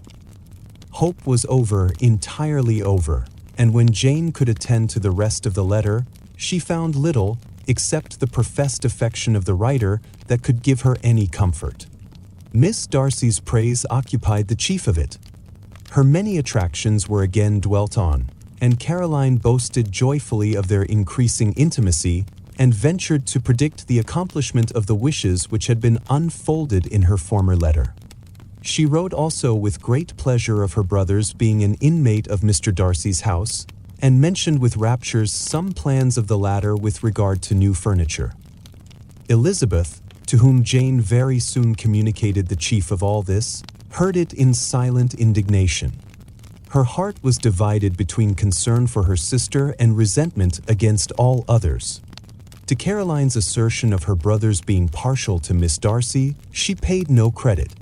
That he was really fond of Jane, she doubted no more than she had ever done, and much as she had always been disposed to like him, she could not think without anger, hardly without contempt, on that easiness of temper, that want of proper resolution, which now made him the slave of his designing friends, and led him to sacrifice his own happiness to the caprice of their inclinations. Had his own happiness, however, been the only sacrifice, he might have been allowed to sport with it in whatever manner he thought best, but her sister's was involved in it, as she thought he must be sensible himself. It was a subject, in short, on which reflection would be long indulged, and must be unavailing. She could think of nothing else, and yet, whether Bingley's regard had really died away or were suppressed by his friend's interference, whether he had been aware of Jane's attachment, or whether it had escaped his observation, whichever were the case, though her opinion of him must be materially affected by the difference, her sister's situation remained the same, her peace equally wounded. A day or two passed before Jane had courage to speak of her feelings to Elizabeth, but at last, on Mrs. Bennet's leaving them together, after a longer irritation than usual about Netherfield and its master, she could not help saying, "Oh, that my dear mother had more command over herself. She can have no idea of the pain she gives me by her continual reflections on him. But I will not repine. It cannot last long. He will be forgot, and we shall all be as we were before." Elizabeth looked at her sister with incredulous solicitude, but said nothing. "You doubt me," cried Jane, slightly coloring. "Indeed, you have no reason.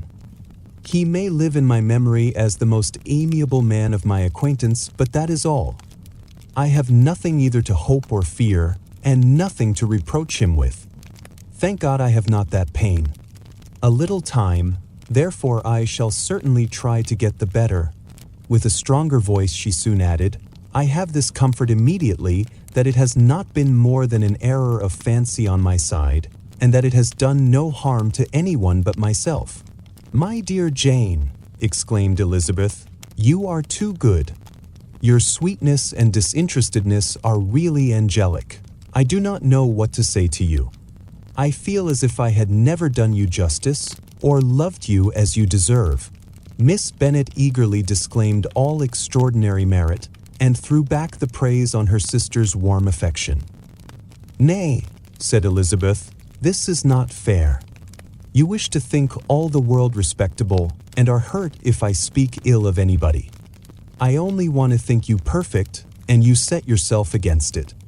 Do not be afraid of my running into any excess, of my encroaching on your privilege of universal goodwill.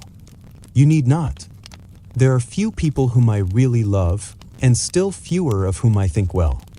The more I see of the world, the more am I dissatisfied with it, and every day confirms my belief of the inconsistency of all human characters, and of the little dependence that can be placed on the appearance of either merit or sense. I have met with 2 instances lately. One I will not mention, the other is Charlotte's marriage. It is unaccountable. In every view it is unaccountable. My dear Lizzie, do not give way to such feelings as these. They will ruin your happiness. You do not make allowance enough for difference of situation and temper. Consider Mr. Collins's respectability and Charlotte's prudent, steady character. Remember that she is one of a large family, that as to fortune it is a most eligible match, and be ready to believe, for everybody's sake, that she may feel something like regard and esteem for our cousin. To oblige you, I would try to believe almost anything, but no one else could be benefited by such a belief as this, for were I persuaded that Charlotte had any regard for him, I should only think worse of her understanding than I now do of her heart. My dear Jane, Mr. Collins is a conceited, pompous, narrow-minded, silly man. You know he is, as well as I do, and you must feel, as well as I do, that the woman who marries him cannot have a proper way of thinking. You shall not defend her, though it is Charlotte Lucas.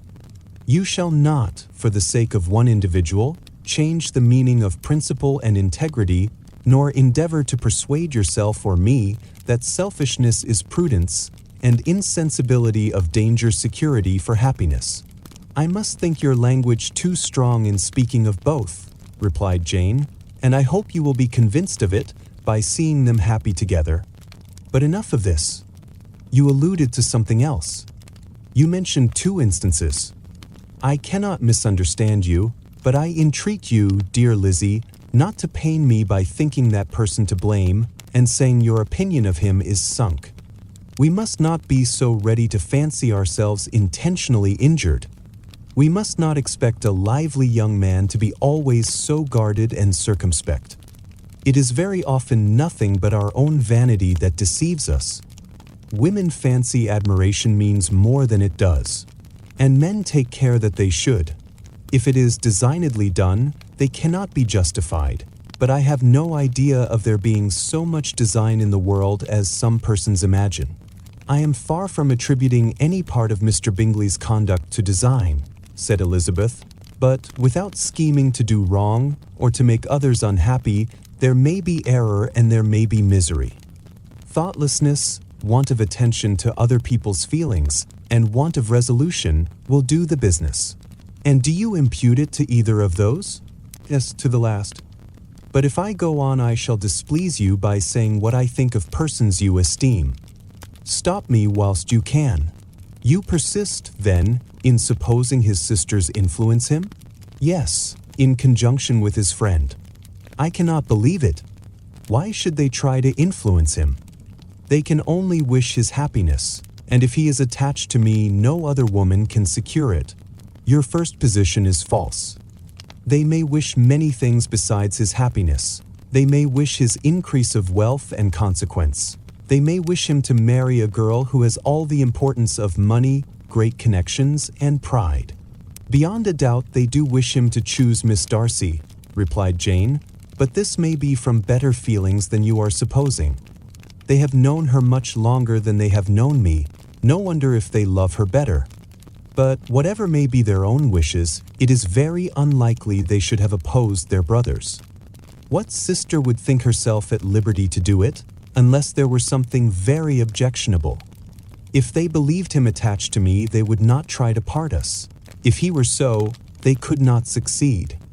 By supposing such an affection, you make everybody acting unnaturally and wrong, and me most unhappy. Do not distress me by the idea. I am not ashamed of having been mistaken, or at least, it is slight. It is nothing in comparison of what I should feel in thinking ill of him or his sisters. Let me take it in the best light, in the light in which it may be understood. Elizabeth could not oppose such a wish, and from this time Mr. Bingley's name was scarcely ever mentioned between them. Mrs. Bennet still continued to wonder and repine at his returning no more, and though a day seldom passed in which Elizabeth did not account for it clearly, there seemed little chance of her ever considering it with less perplexity.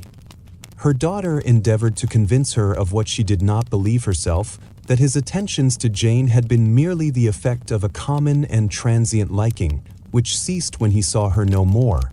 But though the probability of the statement was admitted at the time, she had the same story to repeat every day. Mrs. Bennet's best comfort was that Mr. Bingley must be down again in the summer. Mr. Bennet treated the matter differently. "So, Lizzie," said he one day, "your sister is crossed in love, I find. I congratulate her. Next to being married, a girl likes to be crossed in love a little now and then. It is something to think of, and gives her a sort of distinction among her companions. When is your turn to come? You will hardly bear to be long outdone by Jane. Now is your time. Here are officers enough at Meryton to disappoint all the young ladies in the country. Let Wickham be your man. He is a pleasant fellow, and would jilt you creditably. Thank you, sir, but a less agreeable man would satisfy me. We must not all expect Jane's good fortune." "True," said Mr. Bennet, "but it is a comfort to think that, whatever of that kind may befall you, you have an affectionate mother who will always make the most of it." Mr. Wickham's society was of material service in dispelling the gloom which the late perverse occurrences had thrown on many of the Longbourn family. They saw him often, and to his other recommendations was now added that of general unreserve. The whole of what Elizabeth had already heard, his claims on Mr. Darcy, and all that he had suffered from him, was now openly acknowledged and publicly canvassed, and everybody was pleased to think how much they had always disliked Mr. Darcy before they had known anything of the matter. Miss Bennet was the only creature who could suppose there might be any extenuating circumstances in the case unknown to the society of Hertfordshire. Her mild and steady candour always pleaded for allowances and urged the possibility of mistakes, but by everybody else Mr. Darcy was condemned as the worst of men. After a week spent in professions of love and schemes of felicity, Mr. Collins was called from his amiable Charlotte by the arrival of Saturday. The pain of separation, however, might be alleviated on his side by preparations for the reception of his bride, as he had reason to hope that shortly after his next return into Hertfordshire, the day would be fixed that was to make him the happiest of men. He took leave of his relations at Longbourn with as much solemnity as before, wished his fair cousin's health and happiness again, and promised their father another letter of thanks. On the following Monday, Mrs. Bennet had the pleasure of receiving her brother and his wife, who came, as usual, to spend the Christmas at Longbourn. Mr. Gardiner was a sensible, gentlemanlike man, greatly superior to his sister, as well by nature as education. The Netherfield ladies would have had difficulty in believing that a man who lived by trade, and within view of his own warehouses, could have been so well-bred and agreeable. Mrs. Gardiner, who was several years younger than Mrs. Bennet and Mrs. Phillips, was an amiable, intelligent, elegant woman, and a great favorite with her Longbourn nieces. Between the two eldest and herself especially, there subsisted a very particular regard. They had frequently been staying with her in town. The first part of Mrs. Gardiner's business, on her arrival, was to distribute her presents and describe the newest fashions. When this was done, she had a less active part to play. It became her turn to listen. Mrs. Bennet had many grievances to relate, and much to complain of. They had all been very ill-used since she last saw her sister. 2 of her girls had been on the point of marriage, and after all there was nothing in it. "I do not blame Jane," she continued, "for Jane would have got Mr. Bingley if she could. But Lizzie, oh, sister, it is very hard to think that she might have been Mr. Collins's wife by this time, had not it been for her own perverseness. He made her an offer in this very room, and she refused him. The consequence of it is that Lady Lucas will have a daughter married before I have, and that Longbourn estate is just as much entailed as ever. The Lucases are very artful people indeed, sister. They are all for what they can get. I am sorry to say it of them, but so it is. It makes me very nervous and poorly to be thwarted so in my own family, and to have neighbors who think of themselves before anybody else. However, your coming just at this time is the greatest of comforts, and I am very glad to hear what you tell us of long sleeves." Mrs. Gardiner, to whom the chief of this news had been given before, in the course of Jane and Elizabeth's correspondence with her, made her sister a slight answer, and, in compassion to her nieces, turned the conversation. When alone with Elizabeth afterwards, she spoke more on the subject. "It seems likely to have been a desirable match for Jane," said she. "I am sorry it went off. But these things happen so often. A young man, such as you describe Mr. Bingley, so easily falls in love with a pretty girl for a few weeks, and when accident separates them, so easily forgets her that these sort of inconstancies are very frequent. Offended 2 or 3 young ladies." "An excellent consolation in its way," said Elizabeth, "but it will not do for us. We do not suffer by accident. It does not often happen that the interference of friends will persuade a young man of independent fortune to think no more of a girl whom he was violently in love with only a few days before.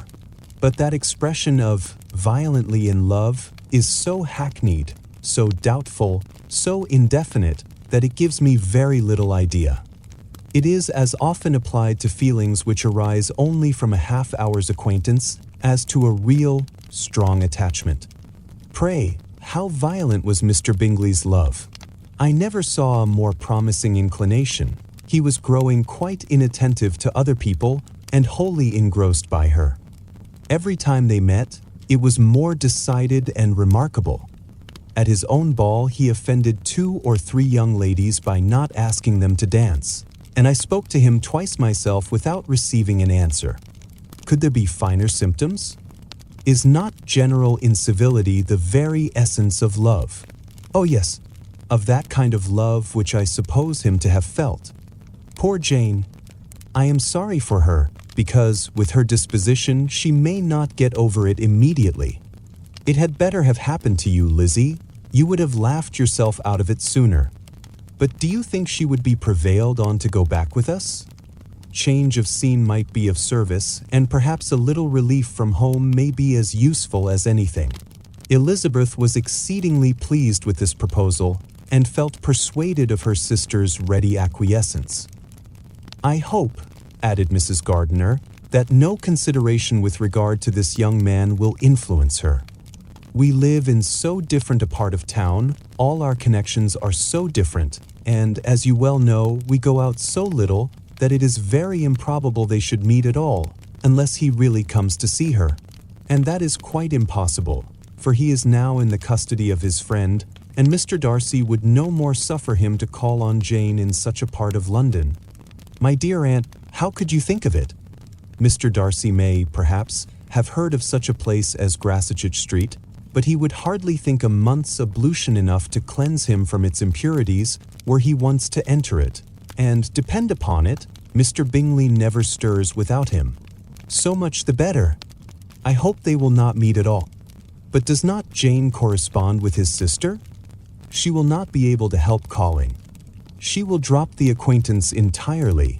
But, in spite of the certainty in which Elizabeth affected to place this point, as well as the still more interesting one of Bingley's being withheld from seeing Jane, she felt a solicitude on the subject which convinced her, on examination, that she did not consider it entirely hopeless. It was possible, and sometimes she thought it probable, that his affection might be reanimated, and the influence of his friends successfully combated by the more natural influence of Jane's attractions. Miss Bennet accepted her aunt's invitation with pleasure, and the Bingleys were no otherwise in her thoughts at the same time than as she hoped. By Caroline's not living in the same house with her brother, she might occasionally spend a morning with her, without any danger of seeing him. The Gardiners stayed a week at Longbourn, and what with the Phillipses, the Lucases, and the officers, there was not a day without its engagement. Mrs. Bennet had so carefully provided for the entertainment of her brother and sister that they did not once sit down to a family dinner. When the engagement was for home, some of the officers always made part of it, of which officers Mr. Wickham was sure to be one, and on these occasions Mrs. Gardiner, rendered suspicious by Elizabeth's warm commendation of him, narrowly observed them both. Without supposing them, from what she saw, to be very seriously in love, their preference of each other was plain enough to make her a little uneasy, and she resolved to speak to Elizabeth on the subject before she left Hertfordshire, and represent to her the imprudence of encouraging such an attachment. To Mrs. Gardiner, Wickham had one means of affording pleasure, unconnected with his general powers. About 10 or a dozen years ago, before her marriage, she had spent a considerable time in that very part of Derbyshire to which he belonged. They had, therefore, many acquaintance in common, and though Wickham had been little there since the death of Darcy's father, 5 years before, it was yet in his power to give her fresher intelligence of her former friends than she had been in the way of procuring. Mrs. Gardiner had seen Pemberley and known the late Mr. Darcy by character perfectly well. Here, consequently, was an inexhaustible subject of discourse. In comparing her recollection of Pemberley with the minute description which Wickham could give, and in bestowing her tribute of praise on the character of its late possessor, she was delighting both him and herself. On being made acquainted with the present Mr. Darcy's treatment of him, she tried to remember something of that gentleman's reputed disposition when quite a lad, which might agree with it, and was confident, at last, that she recollected having heard Mr. Fitzwilliam Darcy formerly spoken of as a very proud, ill-natured boy. "Will you come and see me?"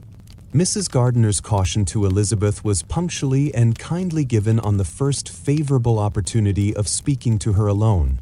After honestly telling her what she thought, she thus went on. "You are too sensible a girl, Lizzie, to fall in love merely because you are warned against it, and therefore I am not afraid of speaking openly. Seriously, I would have you be on your guard. Do not involve yourself, or endeavor to involve him, in an affection which the want of fortune would make so very imprudent. I have nothing to say against him. He is a most interesting young man, and if he had the fortune he ought to have, I should think you could not do better. But as it is, you must not let your fancy run away with you. You have sense, and we all expect you to use it. Your father would depend on your resolution and good conduct, I am sure. You must not disappoint your father. My dear aunt, this is being serious indeed. Yes, and I hope to engage you to be serious likewise. Well, then you need not be under any alarm. I will take care of myself, and of Mr. Wickham too. He shall not be in love with me if I can prevent it. Elizabeth, you are not serious now. I beg your pardon. I will try again. At present I am not in love with Mr. Wickham. No, I certainly am not. But he is, beyond all comparison, the most agreeable man I ever saw, and if he becomes really attached to me, I believe it will be better that he should not. I see the imprudence of it. Oh, that abominable Mr. Darcy! My father's opinion of me does me the greatest honor, and I should be miserable to forfeit it. My father, however, is partial to Mr. Wickham. In short, my dear aunt, I should be very sorry to be the means of making any of you unhappy, but since we see, every day, that where there is affection young people are seldom withheld, by immediate want of fortune, from entering into engagements with each other, how can I promise to be wiser than so many of my fellow creatures, if I am tempted, or how am I even to know that it would be wiser to resist? All that I can promise you, therefore, is not to be in a hurry. I will not be in a hurry to believe myself his first object. When I am in company with him, I will not be wishing. In short, I will do my best. Perhaps it will be as well if you discourage his coming here so very often. At least you should not remind your mother of inviting him. As I did the other day, said Elizabeth with a conscious smile. Very true, it will be wise in me to refrain from that. But do not imagine that he is always here so often. It is on your account that he has been so frequently invited this week. You know my mother's ideas as to the necessity of constant company for her friends. But really, and upon my honor, I will try to do what I think to be wisest, and now I hope you are satisfied. Her aunt assured her that she was, and Elizabeth, having thanked her for the kindness of her hints, they parted, a wonderful instance of advice being given on such a point without being resented. Mr. Collins returned into Hertfordshire soon after it had been quitted by the Gardiners and Jane. But as he took up his abode with the Lucases, his arrival was no great inconvenience to Mrs. Bennet. His marriage was now fast approaching, and she was at length so far resigned as to think it inevitable, and even repeatedly to say, in an ill-natured tone, that she wished they might be happy. Thursday was to be the wedding day, and on Wednesday Miss Lucas paid her farewell visit, and when she rose to take leave, Elizabeth, ashamed of her mother's ungracious and reluctant good wishes, and sincerely affected herself, accompanied her out of the room. As they went downstairs together, Charlotte said, "I shall depend on hearing from you very often, Eliza." "That you certainly shall. And I have another favor to ask. We shall often meet, I hope, in Hertfordshire. I am not likely to leave Kent for some time. Promise me, therefore, to come to Hunsford." Elizabeth could not refuse, though she foresaw little pleasure in the visit. "My father and Maria are to come to me in March," added Charlotte, "and I hope you will consent to be of the party. Indeed, Eliza, you will be as welcome to me as either of them." The wedding took place. The bride and bridegroom set off for Kent from the church door, and everybody had as much to say or to hear on the subject as usual. Elizabeth soon heard from her friend, and their correspondence was as regular and frequent as it ever had been. That it should be equally unreserved was impossible. Elizabeth could never address her without feeling that all the comfort of intimacy was over, and, though determined not to slacken as a correspondent, it was for the sake of what had been rather than what was. Charlotte's first letters were received with a good deal of eagerness. There could not but be curiosity to know how she would speak of her new home, how she would like Lady Catherine, and how happy she would dare pronounce herself to be. Though, when the letters were read, Elizabeth felt that Charlotte expressed herself on every point exactly as she might have foreseen. She wrote cheerfully, seemed surrounded with comforts, and mentioned nothing which she could not praise. The house, furniture, neighborhood, and roads were all to her taste, and Lady Catherine's behavior was most friendly and obliging. It was Mr. Collins's picture of Hunsford and Rosings rationally softened, and Elizabeth perceived that she must wait for her own visit there to know the rest. Jane had already written a few lines to her sister to announce their safe arrival in London, and when she wrote again, Elizabeth hoped it would be in her power to say something of the Bingleys. Her impatience for this second letter was as well rewarded as impatience generally is. Jane had been a week in town, without either seeing or hearing from Caroline.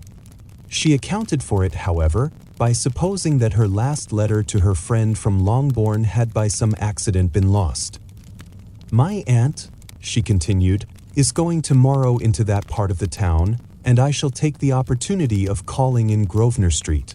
She wrote again when the visit was paid, and she had seen Miss Bingley.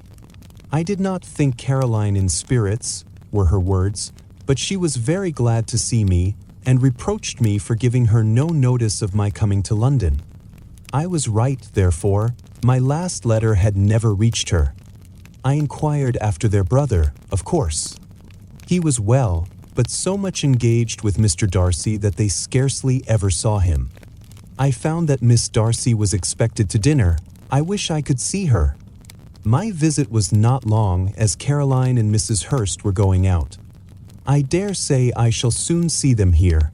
Elizabeth shook her head over this letter.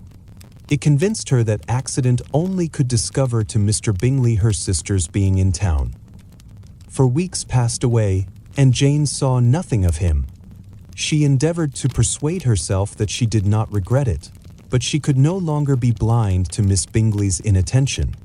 After waiting at home every morning for a fortnight, and inventing every evening a fresh excuse for her, the visitor did at last appear, but the shortness of her stay, and, yet more, the alteration of her manner, would allow Jane to deceive herself no longer.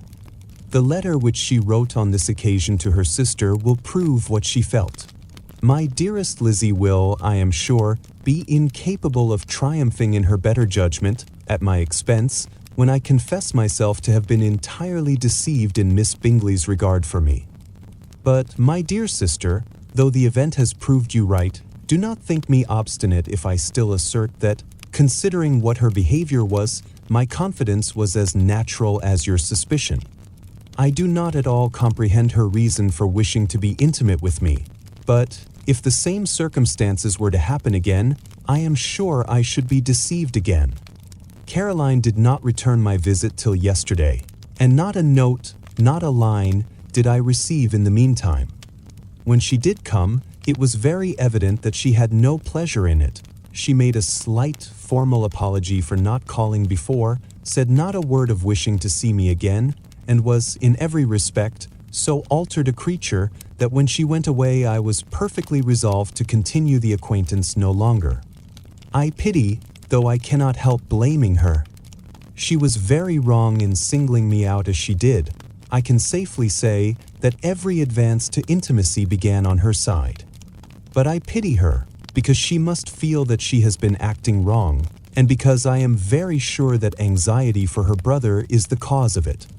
I need not explain myself farther, and though we know this anxiety to be quite needless, yet if she feels it, it will easily account for her behavior to me, and so deservedly dear as he is to his sister, whatever anxiety she may feel on his behalf is natural and amiable. I cannot but wonder, however, at her having any such fears now, because if he had at all cared about me, we must have met long, long ago. He knows of my being in town, I am certain, from something she said herself, and yet it would seem, by her manner of talking, as if she wanted to persuade herself that he is really partial to Miss Darcy. I cannot understand it. If I were not afraid of judging harshly, I should be almost tempted to say that there is a strong appearance of duplicity in all this. I will endeavor to banish every painful thought, and think only of what will make me happy, your affection, and the invariable kindness of my dear uncle and aunt. Let me hear from you very soon. Miss Bingley said something of his never returning to Netherfield again, of giving up the house, but not with any certainty. We had better not mention it. I am extremely glad that you have such pleasant accounts from our friends at Hunsford. Pray go to see them with Sir William and Maria. I am sure you will be very comfortable there. Yours, etc. This letter gave Elizabeth some pain, but her spirits returned as she considered that Jane would no longer be duped, by the sister at least. All expectation from the brother was now absolutely over. She would not even wish for any renewal of his attentions. His character sunk on every review of it, and as a punishment for him, as well as a possible advantage to Jane, she seriously hoped he might really soon marry Mr. Darcy's sister, as, by Wickham's account, she would make him abundantly regret what he had thrown away. Mrs. Gardiner about this time reminded Elizabeth of her promise concerning that gentleman and required information, and Elizabeth had such to send as might rather give contentment to her aunt than to herself. His apparent partiality had subsided, his attentions were over, he was the admirer of someone else.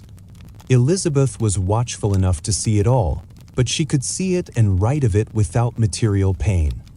Her heart had been but slightly touched, and her vanity was satisfied with believing that she would have been his only choice, had fortune permitted it. The sudden acquisition of £10,000 was the most remarkable charm of the young lady to whom he was now rendering himself agreeable, but Elizabeth, less clear-sighted perhaps in this case than in Charlotte's, did not quarrel with him for his wish of independence. Nothing, on the contrary, could be more natural, and while able to suppose that it cost him a few struggles to relinquish her, she was ready to allow it a wise and desirable measure for both, and could very sincerely wish him happy. All this was acknowledged to Mrs. Gardiner, and after relating the circumstances, she thus went on, "I am now convinced, my dear aunt, that I have never been much in love, for had I really experienced that pure and elevating passion, I should at present detest his very name, and wish him all manner of evil. But my feelings are not only cordial towards him, they are even impartial towards Miss King. I cannot find out that I hate her at all, or that I am in the least unwilling to think her a very good sort of girl. There can be no love in all this. My watchfulness has been effectual, and though I should certainly be a more interesting object to all my acquaintance, were I distractedly in love with him, I cannot say that I regret my comparative insignificance. Importance may sometimes be purchased too dearly. Kitty and Lydia take his defection much more to heart than I do. They are young in the ways of the world, and not yet open to the mortifying conviction that handsome young men must have something to live on as well as the plain. On the stairs. With no greater events than these in the Longbourn family, and otherwise diversified by little beyond the walks to Meryton, sometimes dirty and sometimes cold, did January and February pass away. March was to take Elizabeth to Hunsford. She had not at first thought very seriously of going thither, but Charlotte, she soon found, was depending on the plan, and she gradually learned to consider it herself with greater pleasure as well as greater certainty. Absence had increased her desire of seeing Charlotte again, and weakened her disgust of Mr. Collins. There was novelty in the scheme, and as, with such a mother and such uncompanionable sisters, home could not be faultless, a little change was not unwelcome for its own sake.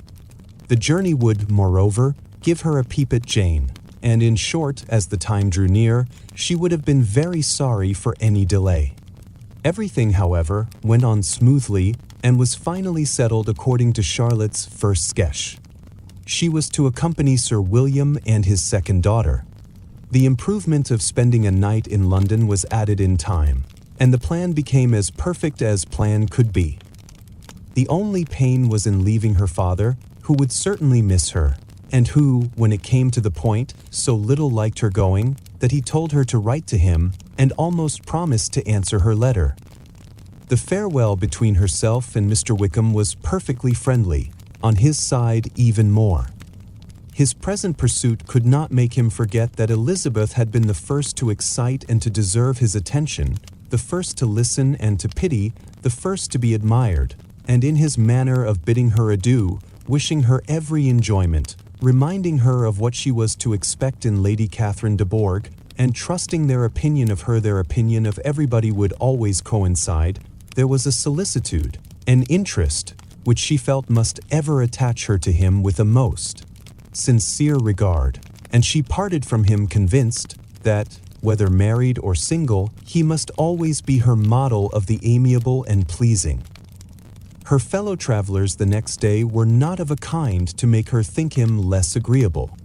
Sir William Lucas and his daughter Maria, a good-humored girl, but as empty-headed as himself, had nothing to say that could be worth hearing, and were listened to with about as much delight as the rattle of the chaise. Elizabeth loved absurdities, but she had known Sir William's too long. He could tell her nothing new of the wonders of his presentation and knighthood, and his civilities were worn out, like his information. It was a journey of only 24 miles, and they began it so early as to be in Grapple Street by noon. As they drove to Mr. Gardiner's door, Jane was at a drawing-room window watching their arrival. When they entered the passage, she was there to welcome them, and Elizabeth, looking earnestly in her face, was pleased to see it healthful and lovely as ever. On the stairs were a troop of little boys and girls, whose eagerness for their cousin's appearance would not allow them to wait in the drawing-room, and whose shyness, as they had not seen her for a 12-month, prevented their coming lower. All was joy and kindness. The day passed most pleasantly away, the morning in bustle and shopping, and the evening at one of the theatres. Elizabeth then contrived to sit by her aunt. Their first subject was her sister, and she was more grieved than astonished to hear, in reply to her minute inquiries, that though Jane always struggled to support her spirits, there were periods of dejection. It was reasonable, however, to hope that they would not continue long. Mrs. Gardiner gave her the particulars also of Miss Bingley's visit in Grapple Street, and repeated conversations occurring at different times between Jane and herself, which proved that the former had, from her heart, given up the acquaintance. Mrs. Gardiner then rallied her niece on Wickham's desertion, and complimented her on bearing it so well. "But, my dear Elizabeth," she added, "what sort of girl is Miss King? I should be sorry to think our friend mercenary. Pray, my dear aunt, what is the difference in matrimonial affairs between the mercenary and the prudent motive?" Where does discretion end and avarice begin? Last Christmas you were afraid of his marrying me because it would be imprudent, and now, because he is trying to get a girl with only £10,000, you want to find out that he is mercenary. If you will only tell me what sort of girl Miss King is, I shall know what to think. She is a very good kind of girl, I believe. I know no harm of her. But he paid her not the smallest attention till her grandfather's death made her mistress of this fortune? No, why should he? If it were not allowable for him to gain my affections, because I had no money, what occasion could there be for making love to a girl whom he did not care about, and who was equally poor? But there seems indelicacy in directing his attentions towards her so soon after this event. A man in distressed circumstances has not time for all those elegant decorums which other people may observe. If she does not object to it, why should we? Her not objecting does not justify him. It only shows her being deficient in something herself sense or feeling. Well, cried Elizabeth, have it as you choose. He shall be mercenary, and she shall be foolish. No, Lizzie, that is what I do not choose. I should be sorry, you know, to think ill of a young man who has lived so long in Derbyshire. Oh, if that is all, I have a very poor opinion of young men who live in Derbyshire, and their intimate friends who live in Hertfordshire are not much better. I am sick of them all. Thank heaven. I am going tomorrow where I shall find a man who has not one agreeable quality, who has neither manners nor sense to recommend him. Stupid men are the only ones worth knowing after all. Take care, Lizzie, that speech savors strongly of disappointment. Before they were separated by the conclusion of the play, she had the unexpected happiness of an invitation to accompany her uncle and aunt in a tour of pleasure which they proposed taking in the summer. We have not quite determined how far it shall carry us, said Mrs. Gardiner, but perhaps to the lakes. No scheme could have been more agreeable to Elizabeth, and her acceptance of the invitation was most ready and grateful. My dear, dear aunt, she rapturously cried, what delight! What felicity! You give me fresh life and vigor. Adieu to disappointment and spleen. What are men to rocks and mountains? Oh, what hours of transport we shall spend! And when we do return, it shall not be like other travelers, without being able to give one accurate idea of anything. We will know where we have gone, we will recollect what we have seen. Lakes, mountains, and rivers shall not be jumbled together in our imaginations, nor, when we attempt to describe any particular scene, will we begin quarreling about its relative situation. Let our first effusions be less insupportable than those of the generality of travelers. At the door. Every object in the next day's journey was new and interesting to Elizabeth, and her spirits were in a state of enjoyment, for she had seen her sister looking so well as to banish all fear for her health, and the prospect of her northern tour was a constant source of delight. When they left the high road for the lane to Hunsford, every eye was in search of the parsonage, and every turning expected to bring it in view. The paling of Rosings Park was their boundary on one side.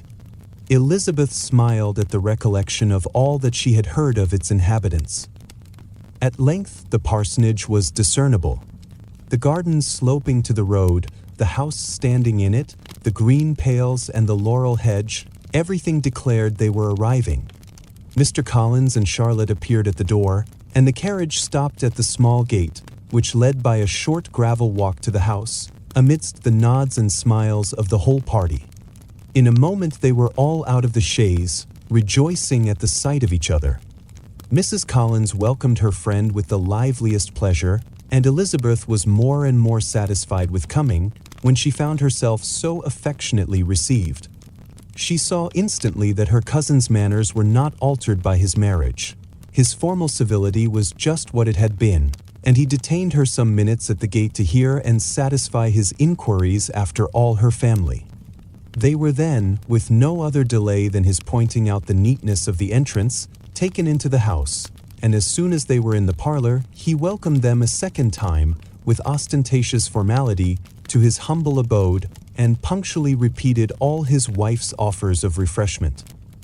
Elizabeth was prepared to see him in his glory, and she could not help fancying that in displaying the good proportion of the room, its aspect, and its furniture, he addressed himself particularly to her, as if wishing to make her feel what she had lost in refusing him.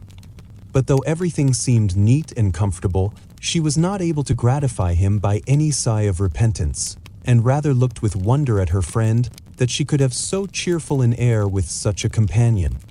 When Mr. Collins said anything of which his wife might reasonably be ashamed, which certainly was not seldom, she involuntarily turned her eye on Charlotte.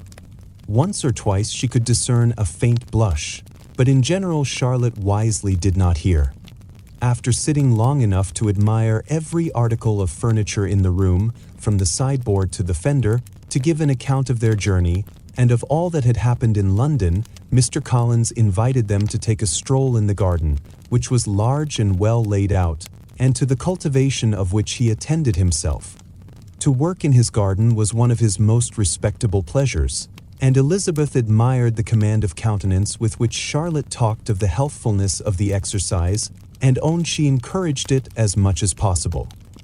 Here, leading the way through every walk and cross-walk, and scarcely allowing them an interval to utter the praises he asked for, every view was pointed out with a minuteness which left beauty entirely behind. He could number the fields in every direction, and could tell how many trees there were in the most distant clump. But of all the views which his garden, or which the country or the kingdom could boast, none were to be compared with the prospect of Rosings, afforded by an opening in the trees that bordered the park nearly opposite the front of his house. It was a handsome modern building, well situated on rising ground. From his garden, Mr. Collins would have led them round his 2 meadows, but the ladies, not having shoes to encounter the remains of a white frost, turned back, and while Sir William accompanied him, Charlotte took her sister and friend over the house, extremely well pleased, probably, to have the opportunity of showing it without her husband's help.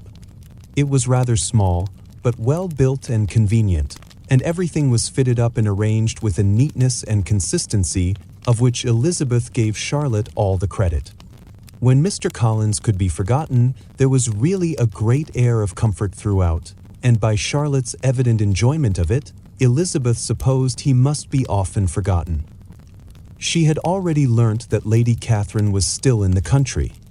It was spoken of again while they were at dinner, when Mr. Collins, joining in, observed, "Yes, Miss Elizabeth, you will have the honour of seeing Lady Catherine de Bourgh on the ensuing Sunday at church, and I need not say you will be delighted with her. She is all affability and condescension, and I doubt not but you will be honoured with some portion of her notice when service is over. I have scarcely any hesitation in saying that she will include you and my sister Maria in every invitation with which she honours us during your stay here. Her behaviour to my dear Charlotte is charming. We dine at Rosings twice every week, and are never allowed to walk home. Her ladyship's carriage is regularly ordered for us. I should say one of her ladyship's carriages, for she has several. Lady Catherine is a very respectable, sensible woman indeed," added Charlotte, "and a most attentive neighbour." "Very true, my dear, that is exactly what I say. She is the sort of woman whom one cannot regard with too much deference." The evening was spent chiefly in talking over Hertfordshire news, and telling again what had been already written, and when it closed, Elizabeth, in the solitude of her chamber, had to meditate upon Charlotte's degree of contentment, to understand her address in guiding, and composure in bearing with, her husband, and to acknowledge that it was all done very well. She had also to anticipate how her visit would pass, the quiet 10 hour of their usual employments, the vexatious interruptions of Mr. Collins, and the gaieties of their intercourse with Rosings. A lively imagination soon settled it all.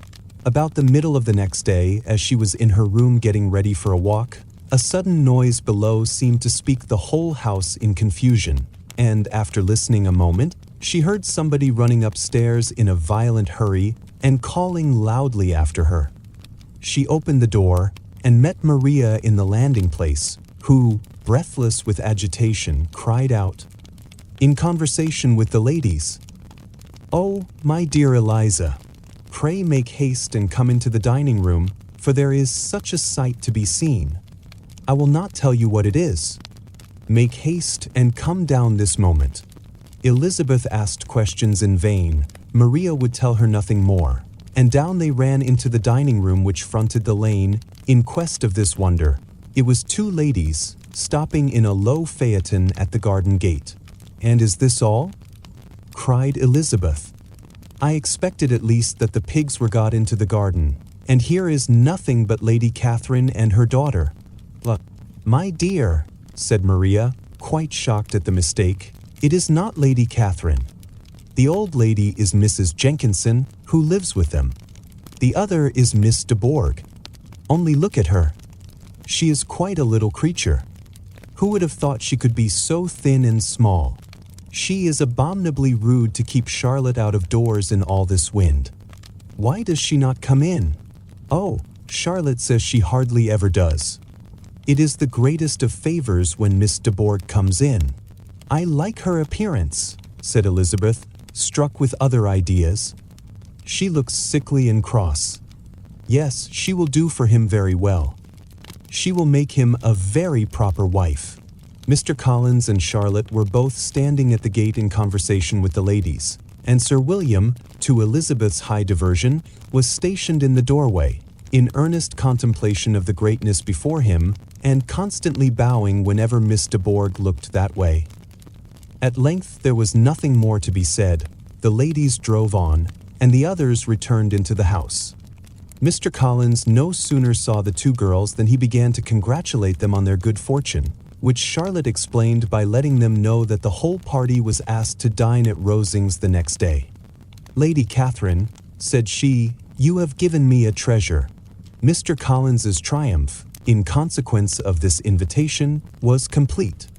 The power of displaying the grandeur of his patroness to his wondering visitors, and of letting them see her civility towards himself and his wife, was exactly what he had wished for, and that an opportunity of doing it should be given so soon was such an instance of Lady Catherine's condescension as he knew not how to admire enough.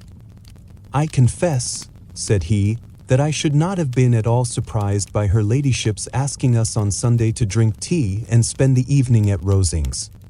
I rather expected, from my knowledge of her affability, that it would happen. But who could have foreseen such an attention as this? Who could have imagined that we should receive an invitation to dine there, an invitation, moreover, including the whole party, so immediately after your arrival?" "I am the less surprised at what has happened," replied Sir William, "from that knowledge of what the manners of the great really are, which my situation in life has allowed me to acquire. About the court, such instances of elegant breeding are not uncommon.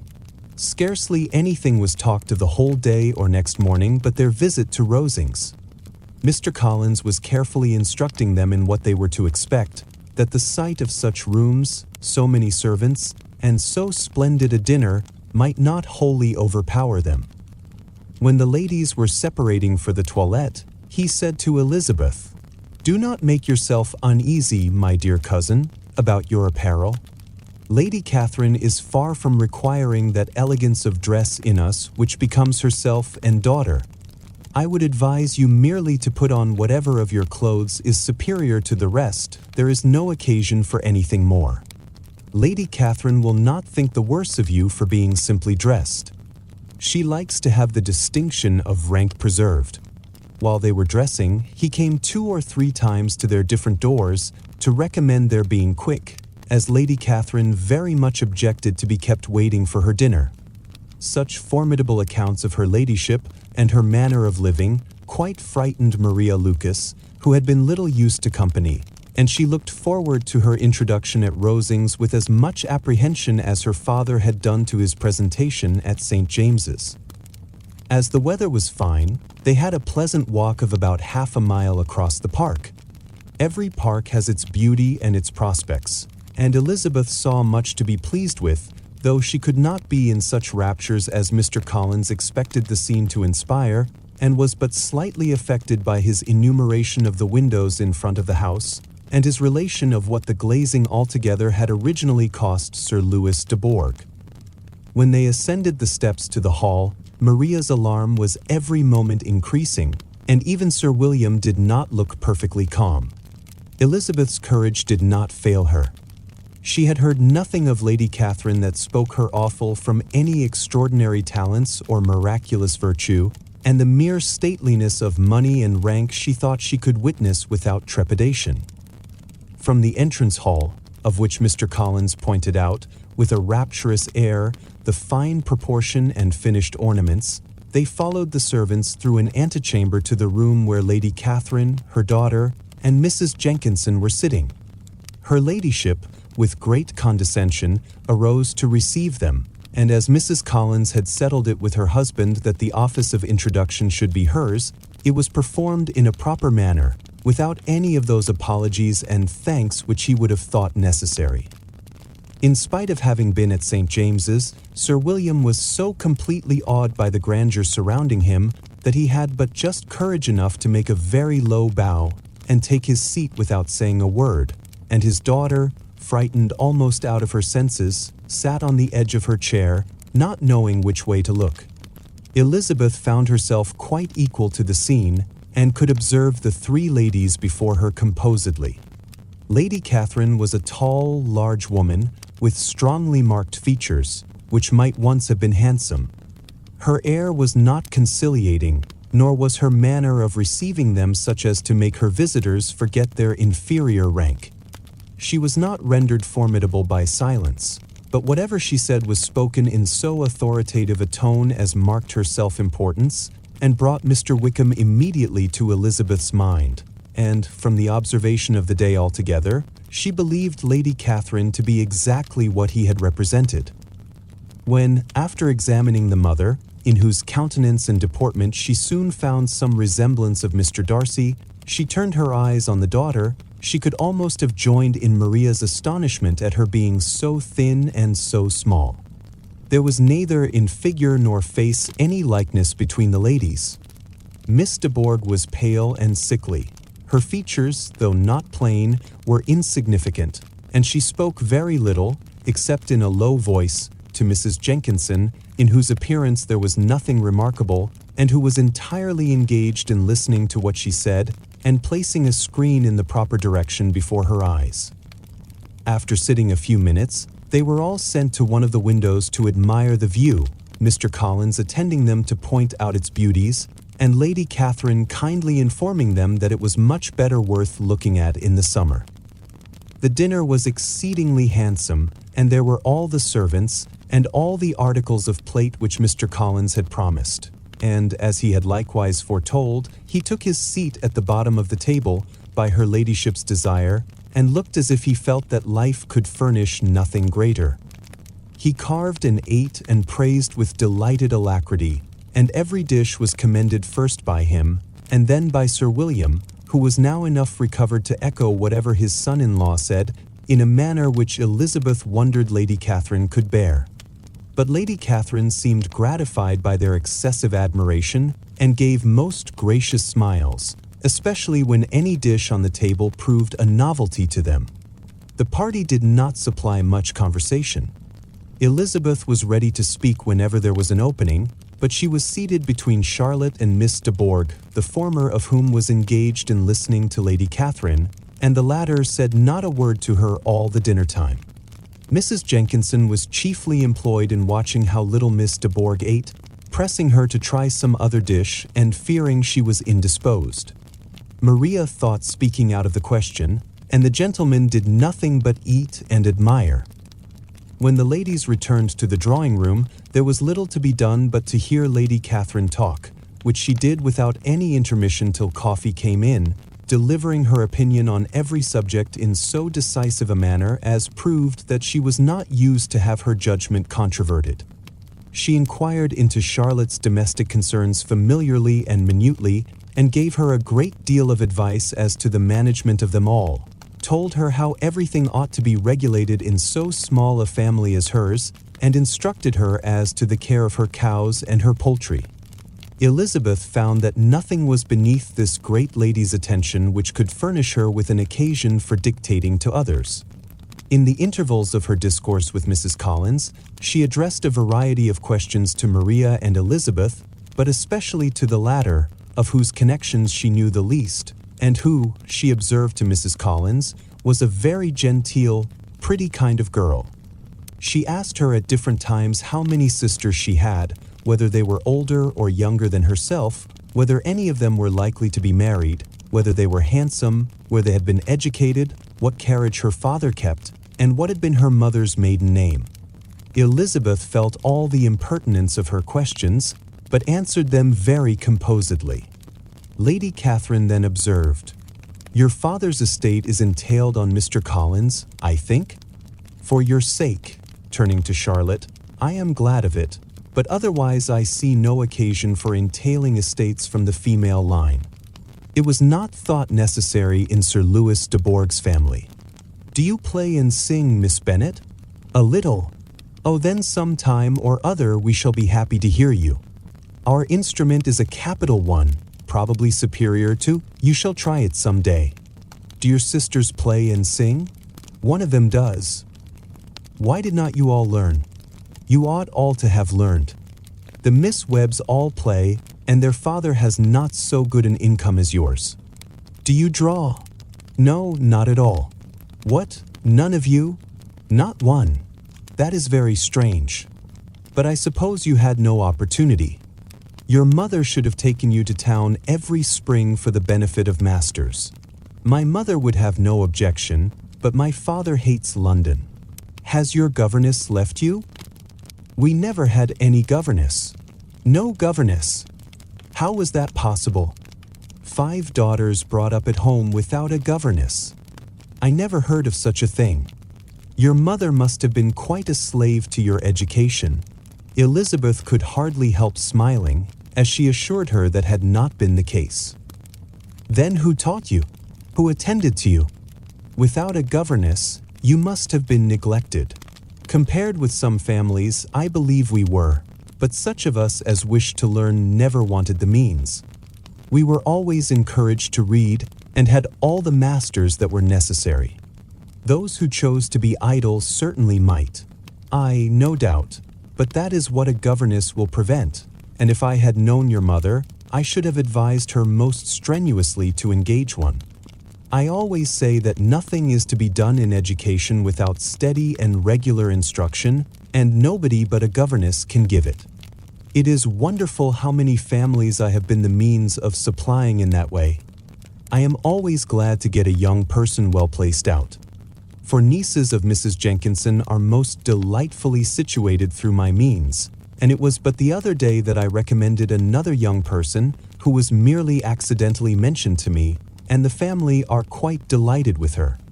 Mrs. Collins, did I tell you of Lady Metcalfe's calling yesterday to thank me? She finds Miss Pope a treasure. Lady Catherine, said she, you have given me a treasure. Are any of your younger sisters out, Miss Bennet? Yes, ma'am, all. Oh, what, all 5 out at once? Very odd. And you only the second. The younger ones out before the elder are married. Your younger sisters must be very young. Yes, my youngest is not 16. Perhaps she is full young to be much in company. But really, ma'am, I think it would be very hard upon younger sisters that they should not have their share of society and amusement, because the elder may not have the means or inclination to marry early.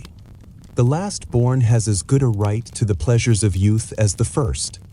And to be kept back on such a motive, I think it would not be very likely to promote sisterly affection or delicacy of mind. Upon my word, said her ladyship, you give your opinion very decidedly for so young a person. Pray, what is your age? With 3 younger sisters grown up, replied Elizabeth, smiling, your ladyship can hardly expect me to own it. Lady Catherine seemed quite astonished at not receiving a direct answer, and Elizabeth suspected herself to be the first creature who had ever dared to trifle with so much dignified impertinence. You cannot be more than 20, I am sure, Therefore you need not conceal your age. I am not 1 and 20. When the gentlemen had joined them, and tea was over, the card tables were placed. Lady Catherine, Sir William, and Mr. and Mrs. Collins sat down to quadrille, and as Miss de Bourgh chose to play at casino, the two girls had the honor of assisting Mrs. Jenkinson to make up her party. Their table was superlatively stupid. Scarcely a syllable was uttered that did not relate to the game, except when Mrs. Jenkinson expressed her fears of Miss de Bourgh's being too hot or too cold, or having too much or too little light. A great deal more passed at the other table. Lady Catherine was generally speaking stating the mistakes of the three others, or relating some anecdote of herself. Mr. Collins was employed in agreeing to everything her ladyship said, thanking her for every fish he won, and apologizing if he thought he won too many. Sir William did not say much. He was storing his memory with anecdotes and noble names. When Lady Catherine and her daughter had played as long as they chose, the tables were broken up. The carriage was offered to Mrs. Collins, gratefully accepted, and immediately ordered. The party then gathered round the fire to hear Lady Catherine determine what weather they were to have on the morrow. From these instructions they were summoned by the arrival of the coach, and with many speeches of thankfulness on Mr. Collins's side, and as many bows on Sir William's, they departed.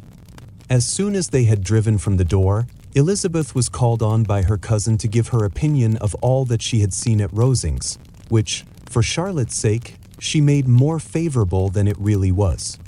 But her commendation, though costing her some trouble, could by no means satisfy Mr. Collins, and he was very soon obliged to take her ladyship's praise into his own hands. Sir William stayed only a week at Hunsford, but his visit was long enough to convince him of his daughter's being most comfortably settled, and of her possessing such a husband and such a neighbor as were not often met with. While Sir William was with them, Mr. Collins devoted his mornings to driving him out in his gig and showing him the country, but when he went away, the whole family returned to their usual employments, and Elizabeth was thankful to find that they did not see more of her cousin by the alteration, for the chief of the time between breakfast and dinner was now passed by him either at work in the garden, or in reading and writing, and looking out of window in his own book-room, which fronted the room in which the ladies sat was backwards. Elizabeth at first had rather wondered that Charlotte should not prefer the dining parlor for common use. It was a better-sized room, and had a pleasanter aspect. But she soon saw that her friend had an excellent reason for what she did, for Mr. Collins would undoubtedly have been much less in his own apartment had they sat in one equally lively, and she gave Charlotte credit for the arrangement. From the drawing-room they could distinguish nothing in the lane, and were indebted to Mr. Collins for the knowledge of what carriages went along, and how often especially Miss de Bourgh drove by in her phaeton, which he never failed coming to inform them of, though it happened almost every day. She not unfrequently stopped at the parsonage, and had a few minutes' conversation with Charlotte, but was scarcely ever prevailed on to get out.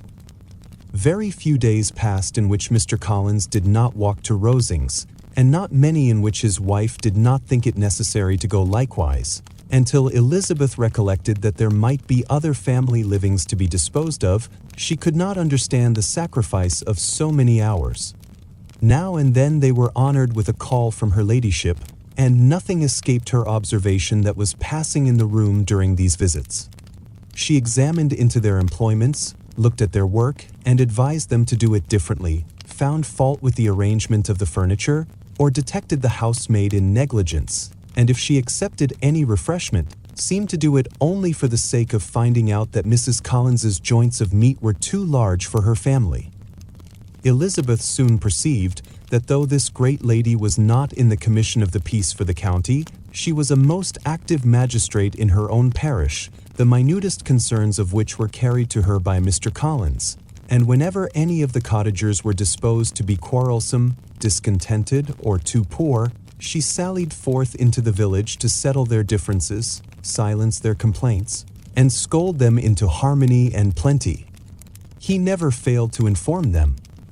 The entertainment of dining at Rosings was repeated about twice a week, and, allowing for the loss of Sir William and there being only one card table in the evening, every such entertainment was the counterpart of the first. Their other engagements were few, as the style of living of the neighborhood in general was beyond the Collinses' reach. This, however, was no evil to Elizabeth, and upon the whole she spent her time comfortably enough. There were half-hours of pleasant conversation with Charlotte, and the weather was so fine for the time of year that she had often great enjoyment out of doors. Her favorite walk, and where she frequently went while the others were calling on Lady Catherine, was along the open grove which edged that side of the park, where there was a nice sheltered path which no one seemed to value but herself, and where she felt beyond the reach of Lady Catherine's curiosity. In this quiet way the first fortnight of her visit soon passed away. Easter was approaching, and the week preceding it was to bring an addition to the family at Rosings, which in so small a circle must be important. Elizabeth had heard, soon after her arrival, that Mr. Darcy was expected there in the course of a few weeks, and though there were not many of her acquaintance whom she did not prefer, his coming would furnish one comparatively new to look at in their Rosings parties, and she might be amused in seeing how hopeless Miss Bingley's designs on him were by his behavior to his cousin, for whom he was evidently destined by Lady Catherine, who talked of his coming with the greatest satisfaction, spoke of him in terms of the highest admiration, and seemed almost angry to find that he had already been frequently seen by Miss Lucas and herself. His arrival was soon known at the parsonage, for Mr. Collins was walking the whole morning within view of the lodges opening into Hunsford Lane in order to have. The gentleman accompanied him, the earliest assurance of it, and after making his bow as the carriage turned into the park, hurried home with the great intelligence. On the following morning he hastened to Rosings to pay his respects. There were two nephews of Lady Catherine to require them, for Mr. Darcy had brought with him a Colonel Fitzwilliam, the younger son of his uncle, Lord, and, to the great surprise of all the party, when Mr. Collins returned, the gentleman accompanied him. Charlotte had seen them from her husband's room, crossing the road, and immediately running into the other, told the girls what an honor they might expect, adding, "I may thank you, Eliza, for this piece of civility. Mr. Darcy would never have come so soon to wait upon me." Elizabeth had scarcely time to disclaim all right to the compliment before their approach was announced by the doorbell, and shortly afterwards the three gentlemen entered the room. Colonel Fitzwilliam, who led the way, was about 30, not handsome, but in person and address most truly the gentleman. Mr. Darcy looked just as he had been used to look in Hertfordshire, paid his compliments, with his usual reserve, to Mrs. Collins, and whatever might be his feelings towards her friend, met her with every appearance of composure. Elizabeth merely courtesied to him without saying a word. Colonel Fitzwilliam entered into conversation directly, with the readiness and ease of a well-bred man, and talked very pleasantly, but his cousin, after having addressed a slight observation on the house and garden to Mrs. Collins, sat for some time without speaking to anybody. At length, however, his civility was so far awakened as to inquire of Elizabeth after the health of her family. She answered him in the usual way, and after a moment's pause, added, "My eldest sister has been in town these 3 months. Have you never happened to see her there?" She was perfectly sensible that he never had, but she wished to see whether he would betray any consciousness of what had passed between the Bingleys and Jane, and she thought he looked a little confused as he answered that he had never been so fortunate as to meet Miss Bennet. The subject was pursued no further, and the gentlemen soon afterwards went away. At church, Colonel Fitzwilliam's manners were very much admired at the parsonage, and the ladies all felt that he must add considerably to the pleasure of their engagements at Rosings. It was some days, however, before they received any invitation thither, for while there were visitors in the house they could not be necessary, and it was not till Easter Day, almost a week after the gentleman's arrival, that they were honored by such an attention, and then they were merely asked on leaving church to come there in the evening. For the last week they had seen very little of either Lady Catherine or her daughter. Colonel Fitzwilliam had called at the parsonage more than once during the time, but Mr. Darcy they had only seen at church. The invitation was accepted, of course, and at a proper hour they joined the party in Lady Catherine's drawing room. Her ladyship received them civilly, but it was plain that their company was by no means so acceptable as when she could get nobody else, and she was, in fact, almost engrossed by her nephews, speaking to them, especially to Darcy, much more than to any other person in the room. Colonel Fitzwilliam seemed really glad to see them. Anything was a welcome relief to him at Rosings, and Mrs. Collins's pretty friend had, moreover, caught his fancy very much. He now seated himself by her, and talked so agreeably of Kent and Hertfordshire, of travelling and staying at home, of new books and music, that Elizabeth had never been half so well entertained in that room before, and they conversed with so much spirit and flow as to draw the attention of Lady Catherine herself, as well as of Mr. Darcy. His eyes had been soon and repeatedly turned towards them with a look of curiosity, and that her ladyship, after a while, shared the feeling, was more openly acknowledged, for she did not scruple to call out, "What is that you are saying, Fitzwilliam? What is it you are talking of? What are you telling Miss Bennet? Let me hear what it is." "We were talking of music, madam," said he, when no longer able to avoid a reply. "Of music? Then pray speak aloud. It is of all subjects my delight. I must have my share in the conversation, if you are speaking of music. There are few people in England, I suppose, who have more true enjoyment of music than myself, or a better natural taste. If I had ever learnt, I should have been a great proficient, and so would and if her health had allowed her to apply. I am confident that she would have performed delightfully. How does Georgiana get on, Darcy?" Mr. Darcy spoke with affectionate praise of his sister's proficiency. "I am very glad to hear such a good account of her," said Lady Catherine, "and pray tell her from me that she cannot expect to excel if she does not practice a great deal." "I assure you, madam," he replied, "that she does not need such advice. She practices very constantly. So much the better. It cannot be done too much, and when I next write to her, I shall charge her not to neglect it on any account. I often tell young ladies that no excellence in music is to be acquired without constant practice. I have told Miss Bennet several times that she will never play really well unless she practices more, and though Mrs. Collins has no instrument, she is very welcome, as I have often told her, to come to Rosings every day and play on the pianoforte in Mrs. Jenkinson's room. She would be in nobody's way, you know, in that part of the house."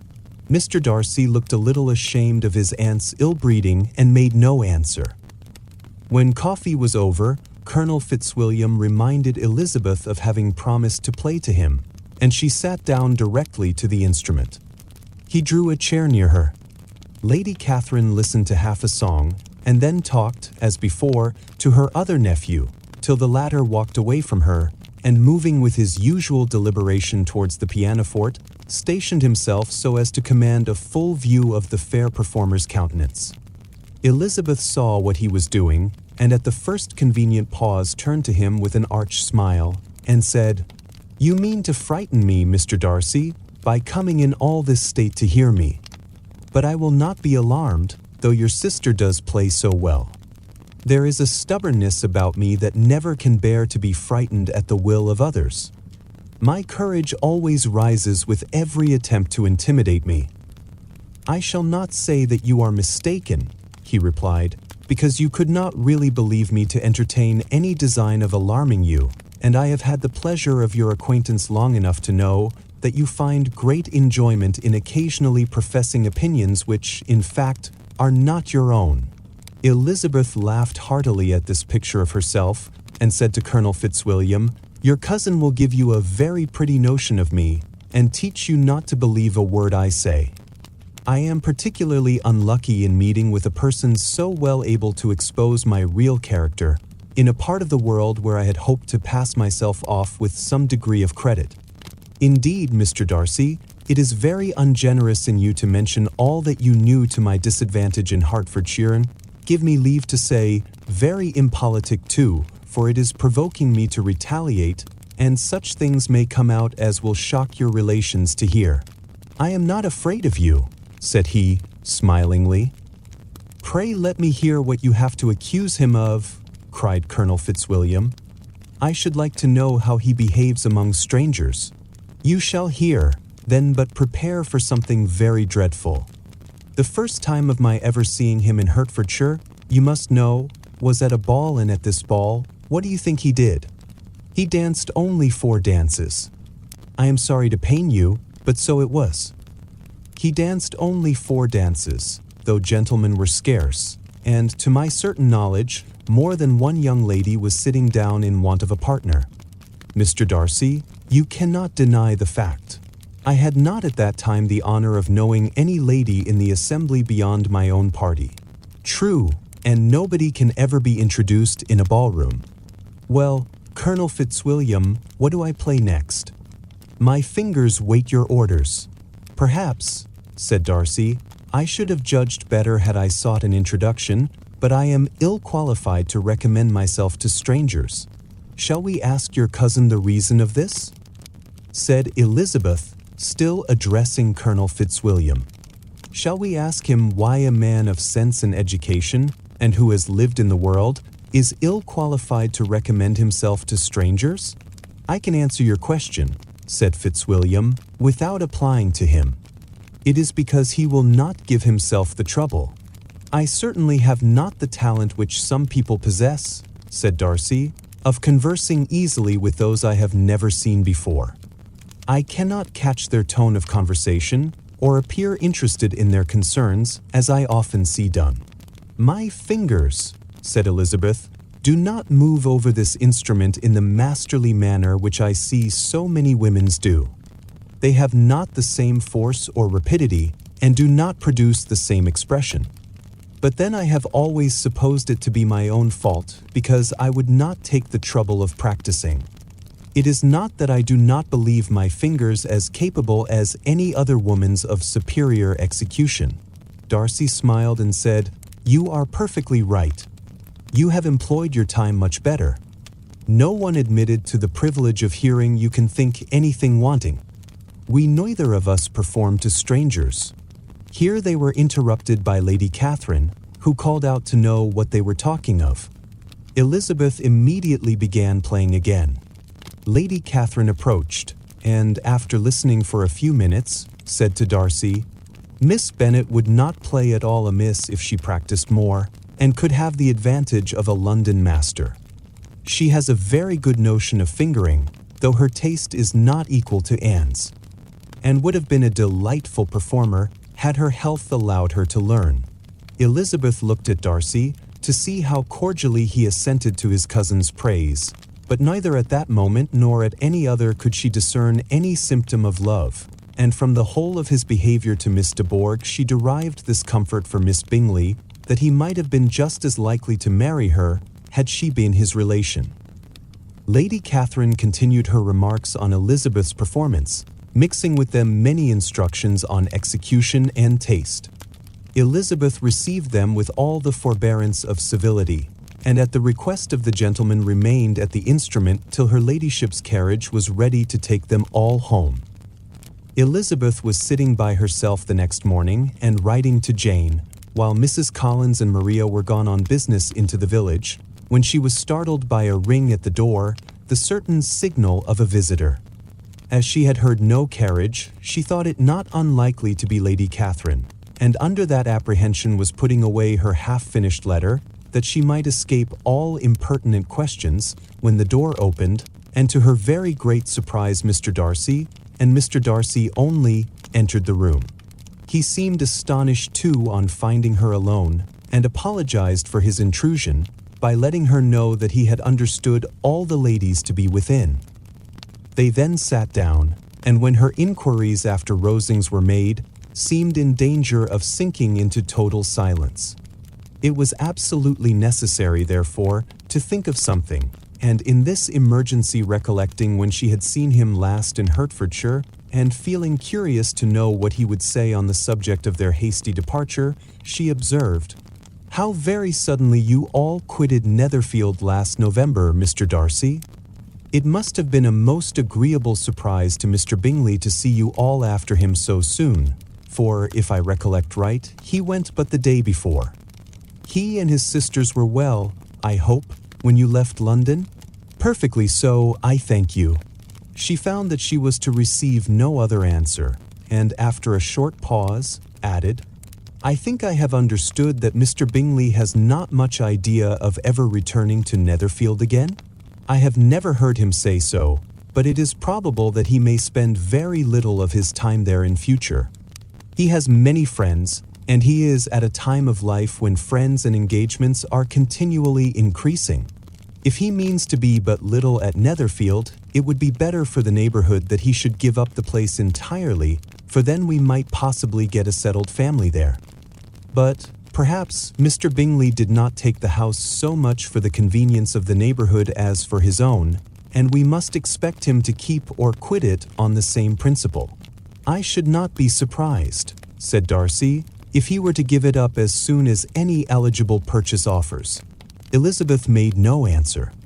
She was afraid of talking longer of his friend, and having nothing else to say, was now determined to leave the trouble of finding a subject to him. He took the hint and soon began with, This seems a very comfortable house. Lady Catherine, I believe, did a great deal to it when Mr. Collins first came to Hunsford. I believe she did, and I am sure she could not have bestowed her kindness on a more grateful object. Mr. Collins appears very fortunate in his choice of a wife. Yes, indeed, his friends may well rejoice in his having met with one of the very few sensible women who would have accepted him or have made him happy if they had. My friend has an excellent understanding, though I am not certain that I consider her marrying Mr. Collins as the wisest thing she ever did. She seems perfectly happy, however, and in a prudential light, it is certainly a very good match for her. It must be very agreeable to her to be settled within so easy a distance of her own family and friends. An easy distance, do you call it? It is nearly 50 miles. And what is 50 miles of good road? Little more than half a day's journey. Yes, I call it a very easy distance. I should never have considered the distance as one of the advantages of the match, cried Elizabeth. I should never have said Mrs. Collins was settled near her family. It is a proof of your own attachment to Hertfordshire.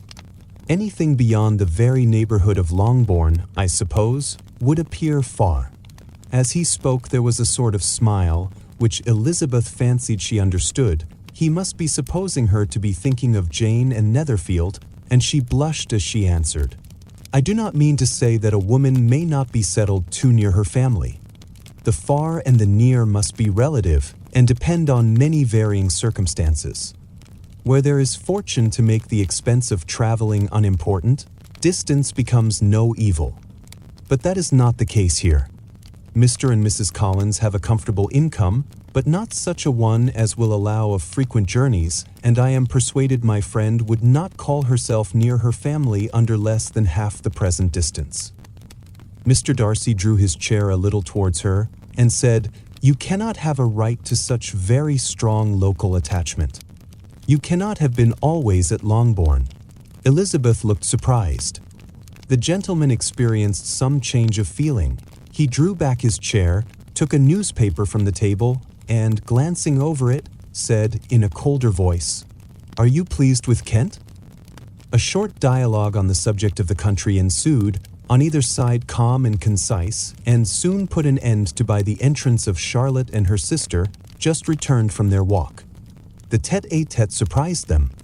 Mr. Darcy related the mistake which had occasioned his intruding on Miss Bennet, and after sitting a few minutes longer, without saying much to anybody, went away, accompanied by their aunt. What can be the meaning of this? Said Charlotte as soon as he was gone. My dear Eliza, he must be in love with you, or he would never have called on us in this familiar way.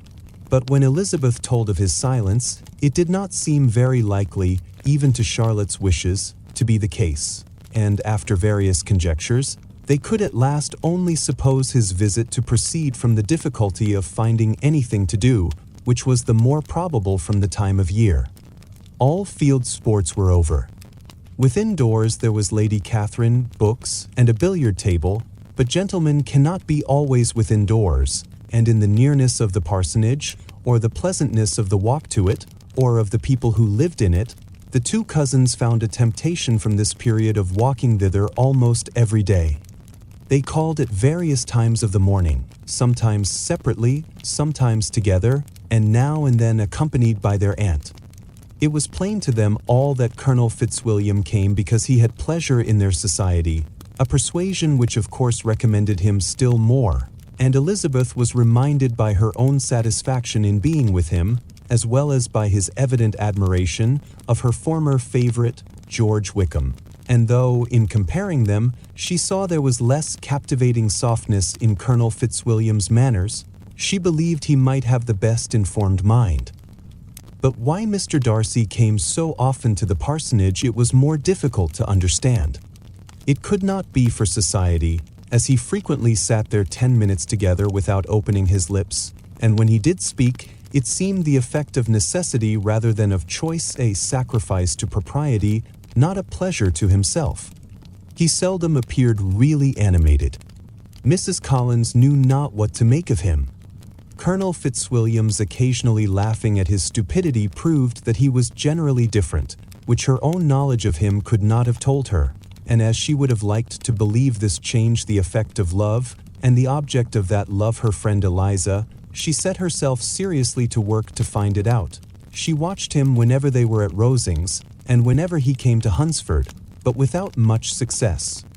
He certainly looked at her friend a great deal, but the expression of that look was disputable. It was an earnest, steadfast gaze, but she often doubted whether there were much admiration in it, and sometimes it seemed nothing but absence of mind. She had once or twice suggested to Elizabeth the possibility of his being partial to her, but Elizabeth always laughed at the idea, and Mrs. Collins did not think it right to press the subject, from the danger of raising expectations which might only end in disappointment, for in her opinion it admitted not of a doubt that all her friend's dislike would vanish if she could suppose him to be in her power. In her kind schemes for Elizabeth, she sometimes planned her marrying Colonel Fitzwilliam. He was, beyond comparison, the pleasantest man. He certainly admired her, and his situation in life was most eligible. But, to counterbalance these advantages, Mr. Darcy had considerable patronage in the church, and his cousin could have none at all. On looking up, more than once did Elizabeth, in her ramble within the park, unexpectedly meet Mr. Darcy.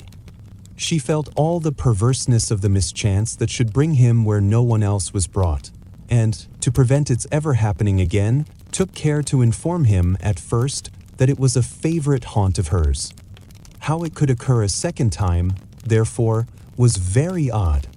Yet it did, and even the third. It seemed like willful ill-nature or a voluntary penance, for on these occasions it was not merely a few formal inquiries and an awkward pause and then away, but he actually thought it necessary to turn back and walk with her. He never said a great deal, nor did she give herself the trouble of talking or of listening much, but it struck her in the course of their third encounter that he was asking some odd, unconnected questions about her pleasure in being at Hunsford, her love of solitary walks, and her opinion of Mr. and Mrs. Collins's happiness, and that in speaking of Rosings, and her not perfectly understanding the house, he seemed to expect that whenever she came into Kent again, she would be staying there too. His words seemed to imply it. Could he have Colonel Fitzwilliam in his thoughts? She supposed, if he meant anything, he must mean an allusion to what might arise in that quarter. It distressed her a little, and she was quite glad to find herself at the gate in the Pales opposite the parsonage. She was engaged one day, as she walked, in reperusing Jane's last letter, and dwelling on some passages which proved that Jane had not written in spirits, when, instead of being again surprised by Mr. Darcy, she saw, on looking up, that Colonel Fitzwilliam was meeting her. Putting away the letter immediately, and forcing a smile, she said, "I did not know before that you ever walked this way." "I have been making the tour of the park," he replied, as I generally do every year, and intended to close it with a call at the parsonage. Are you going much farther? No, I should have turned in a moment. And accordingly she did turn, and they walked towards the parsonage together. Do you certainly leave Kent on Saturday? Said she. Yes, if Darcy does not put it off again. But I am at his disposal. He arranges the business just as he pleases.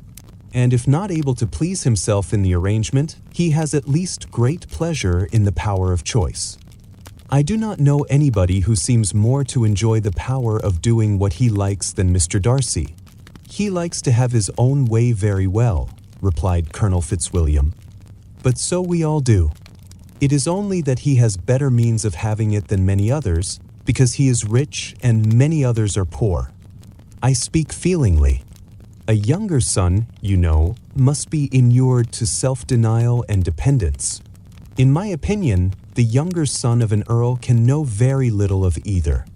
Now, seriously, what have you ever known of self-denial and dependence? When have you been prevented by want of money from going wherever you chose or procuring anything you had a fancy for? These are home questions, and perhaps I cannot say that I have experienced many hardships of that nature. But in matters of greater weight, I may suffer from the want of money. Younger sons cannot marry where they like, unless where they like women of fortune, which I think they very often do. Our habits of expense make us too dependent, and there are not many in my rank of life who can afford to marry without some attention to money. Is this, thought Elizabeth, meant for me? And she colored at the idea, but, recovering herself, said in a lively tone, And pray, what is the usual price of an earl's younger son? Unless the elder brother is very sickly, I suppose you would not ask above £50,000. He answered her in the same style, and the subject dropped. To interrupt a silence which might make him fancy her affected with what had passed, she soon afterwards said, I imagine your cousin brought you down with him chiefly for the sake of having somebody at his disposal. I wonder he does not marry to secure a lasting convenience of that kind. But perhaps his sister does as well for the present, and as she is under his sole care, he may do what he likes with her. No, said Colonel Fitzwilliam, that is an advantage which he must divide with me. I am joined with him in the guardianship of Miss Darcy. Are you indeed? And pray what sort of a guardian do you make? Does your charge give you much trouble? Young ladies of her age are sometimes a little difficult to manage, and if she has the true Darcy spirit, she may like to have her own way. As she spoke, she observed him looking at her earnestly, and the manner in which he immediately asked her why she supposed Miss Darcy likely to give them any uneasiness convinced her that she had somehow or other got pretty near the truth. She directly replied, You need not be frightened. I never heard any harm of her, and I dare say she is one of the most tractable creatures in the world. She is a very great favorite with some ladies of my acquaintance, Mrs. Hurst and Miss Bingley. I think I have heard you say that you know them. I know them a little. Their brother is a pleasant, gentlemanlike man. He is a great friend of Darcy's. Oh yes, said Elizabeth drily, Mr. Darcy is uncommonly kind to Mr. Bingley and takes a prodigious deal of care of him. Care of him? Yes, I really believe Darcy does take care of him in those points where he most wants care. From something that he told me in our journey hither, I have reason to think Bingley very much indebted to him. But I ought to beg his pardon, for I have no right to suppose that Bingley was the person meant. It was all conjecture. What is it you mean? It is a circumstance which Darcy of course could not wish to be generally known, because if it were to get round to the lady's family it would be an unpleasant thing. You may depend upon my not mentioning it. And remember that I have not much reason for supposing it to be Bingley. What he told me was merely this, that he congratulated himself on having lately saved a friend from the inconveniences of a most imprudent marriage, but without mentioning names or any other particulars, and I only suspected it to be Bingley from believing him the kind of young man to get into a scrape of that sort, and from knowing them to have been together the whole of last summer. Did Mr. Darcy give you his reasons for this interference? I understood that there were some very strong objections against the lady. And what arts did he use to separate them? He did not talk to me of his own arts, said Fitzwilliam, smiling. He only told me what I have now told you. Elizabeth made no answer and walked on, her heart swelling with indignation. After watching her a little, Fitzwilliam asked her why she was so thoughtful. "I am thinking of what you have been telling me," said she. "Your cousin's conduct does not suit my feelings. Why was he to be the judge? You are rather disposed to call his interference officious? I do not see what right Mr. Darcy had to decide on the propriety of his friend's inclination, or why, upon his own judgment alone, he was to determine and direct in what manner that friend was to be happy. But," she continued, recollecting herself, "as we know none of the particulars, it is not fair to condemn him. It is not to be supposed that there was much affection in the case. That is not an unnatural surmise," said Fitzwilliam, "but it is lessening the honor of my cousin's triumph very sadly." This was spoken jestingly, but it appeared to her so just a picture of Mr. Darcy that she would not trust herself with an answer, and, therefore, abruptly changing the conversation, talked on indifferent matters till they reached the parsonage. There, shut into her own room as soon as their visitor left them, she could think without interruption of all that she had heard. It was not to be supposed that any other people could be meant than those with whom she was connected. There could not exist in the world two men over whom Mr. Darcy could have such boundless influence. That he had been concerned in the measures taken to separate Mr. Bingley and Jane, she had never doubted, but she had always attributed to Miss Bingley the principal design and arrangement of them. If his own vanity, however, did not mislead him, he was the cause, his pride and caprice were the cause of all that Jane had suffered, and still continued to suffer. He had ruined for a while every hope of happiness for the most affectionate, generous heart in the world, and no one could say how lasting an evil he might have inflicted. There were some very strong objections against the lady, were Colonel Fitzwilliam's words, and these strong objections probably were her having one uncle who was a country attorney and another who was in business in London.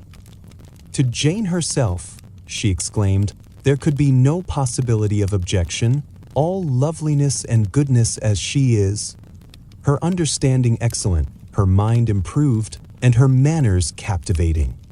Neither could anything be urged against my father, who, though with some peculiarities, has abilities which Mr. Darcy himself need not disdain, and respectability which he will probably never reach. When she thought of her mother, indeed, her confidence gave way a little, but she would not allow that any objections there had material weight with Mr. Darcy, whose pride, she was convinced, would receive a deeper wound from the want of importance in his friends' connections than from their want of sense, and she was quite decided, at last, that he had been partly governed by this worst kind of pride, and partly by the wish of retaining Mr. Bingley for his sister. The agitation and tears which the subject occasioned brought on a headache, and it grew so much worse towards the evening that, added to her unwillingness to see Mr. Darcy, it determined her not to attend her cousins to Rosings, where they were engaged to drink tea. Mrs. Collins, seeing that she was really unwell, did not press her to go, and as much as possible prevented her husband from pressing her. But Mr. Collins could not conceal his apprehension of Lady Catherine's being rather displeased by her staying at home.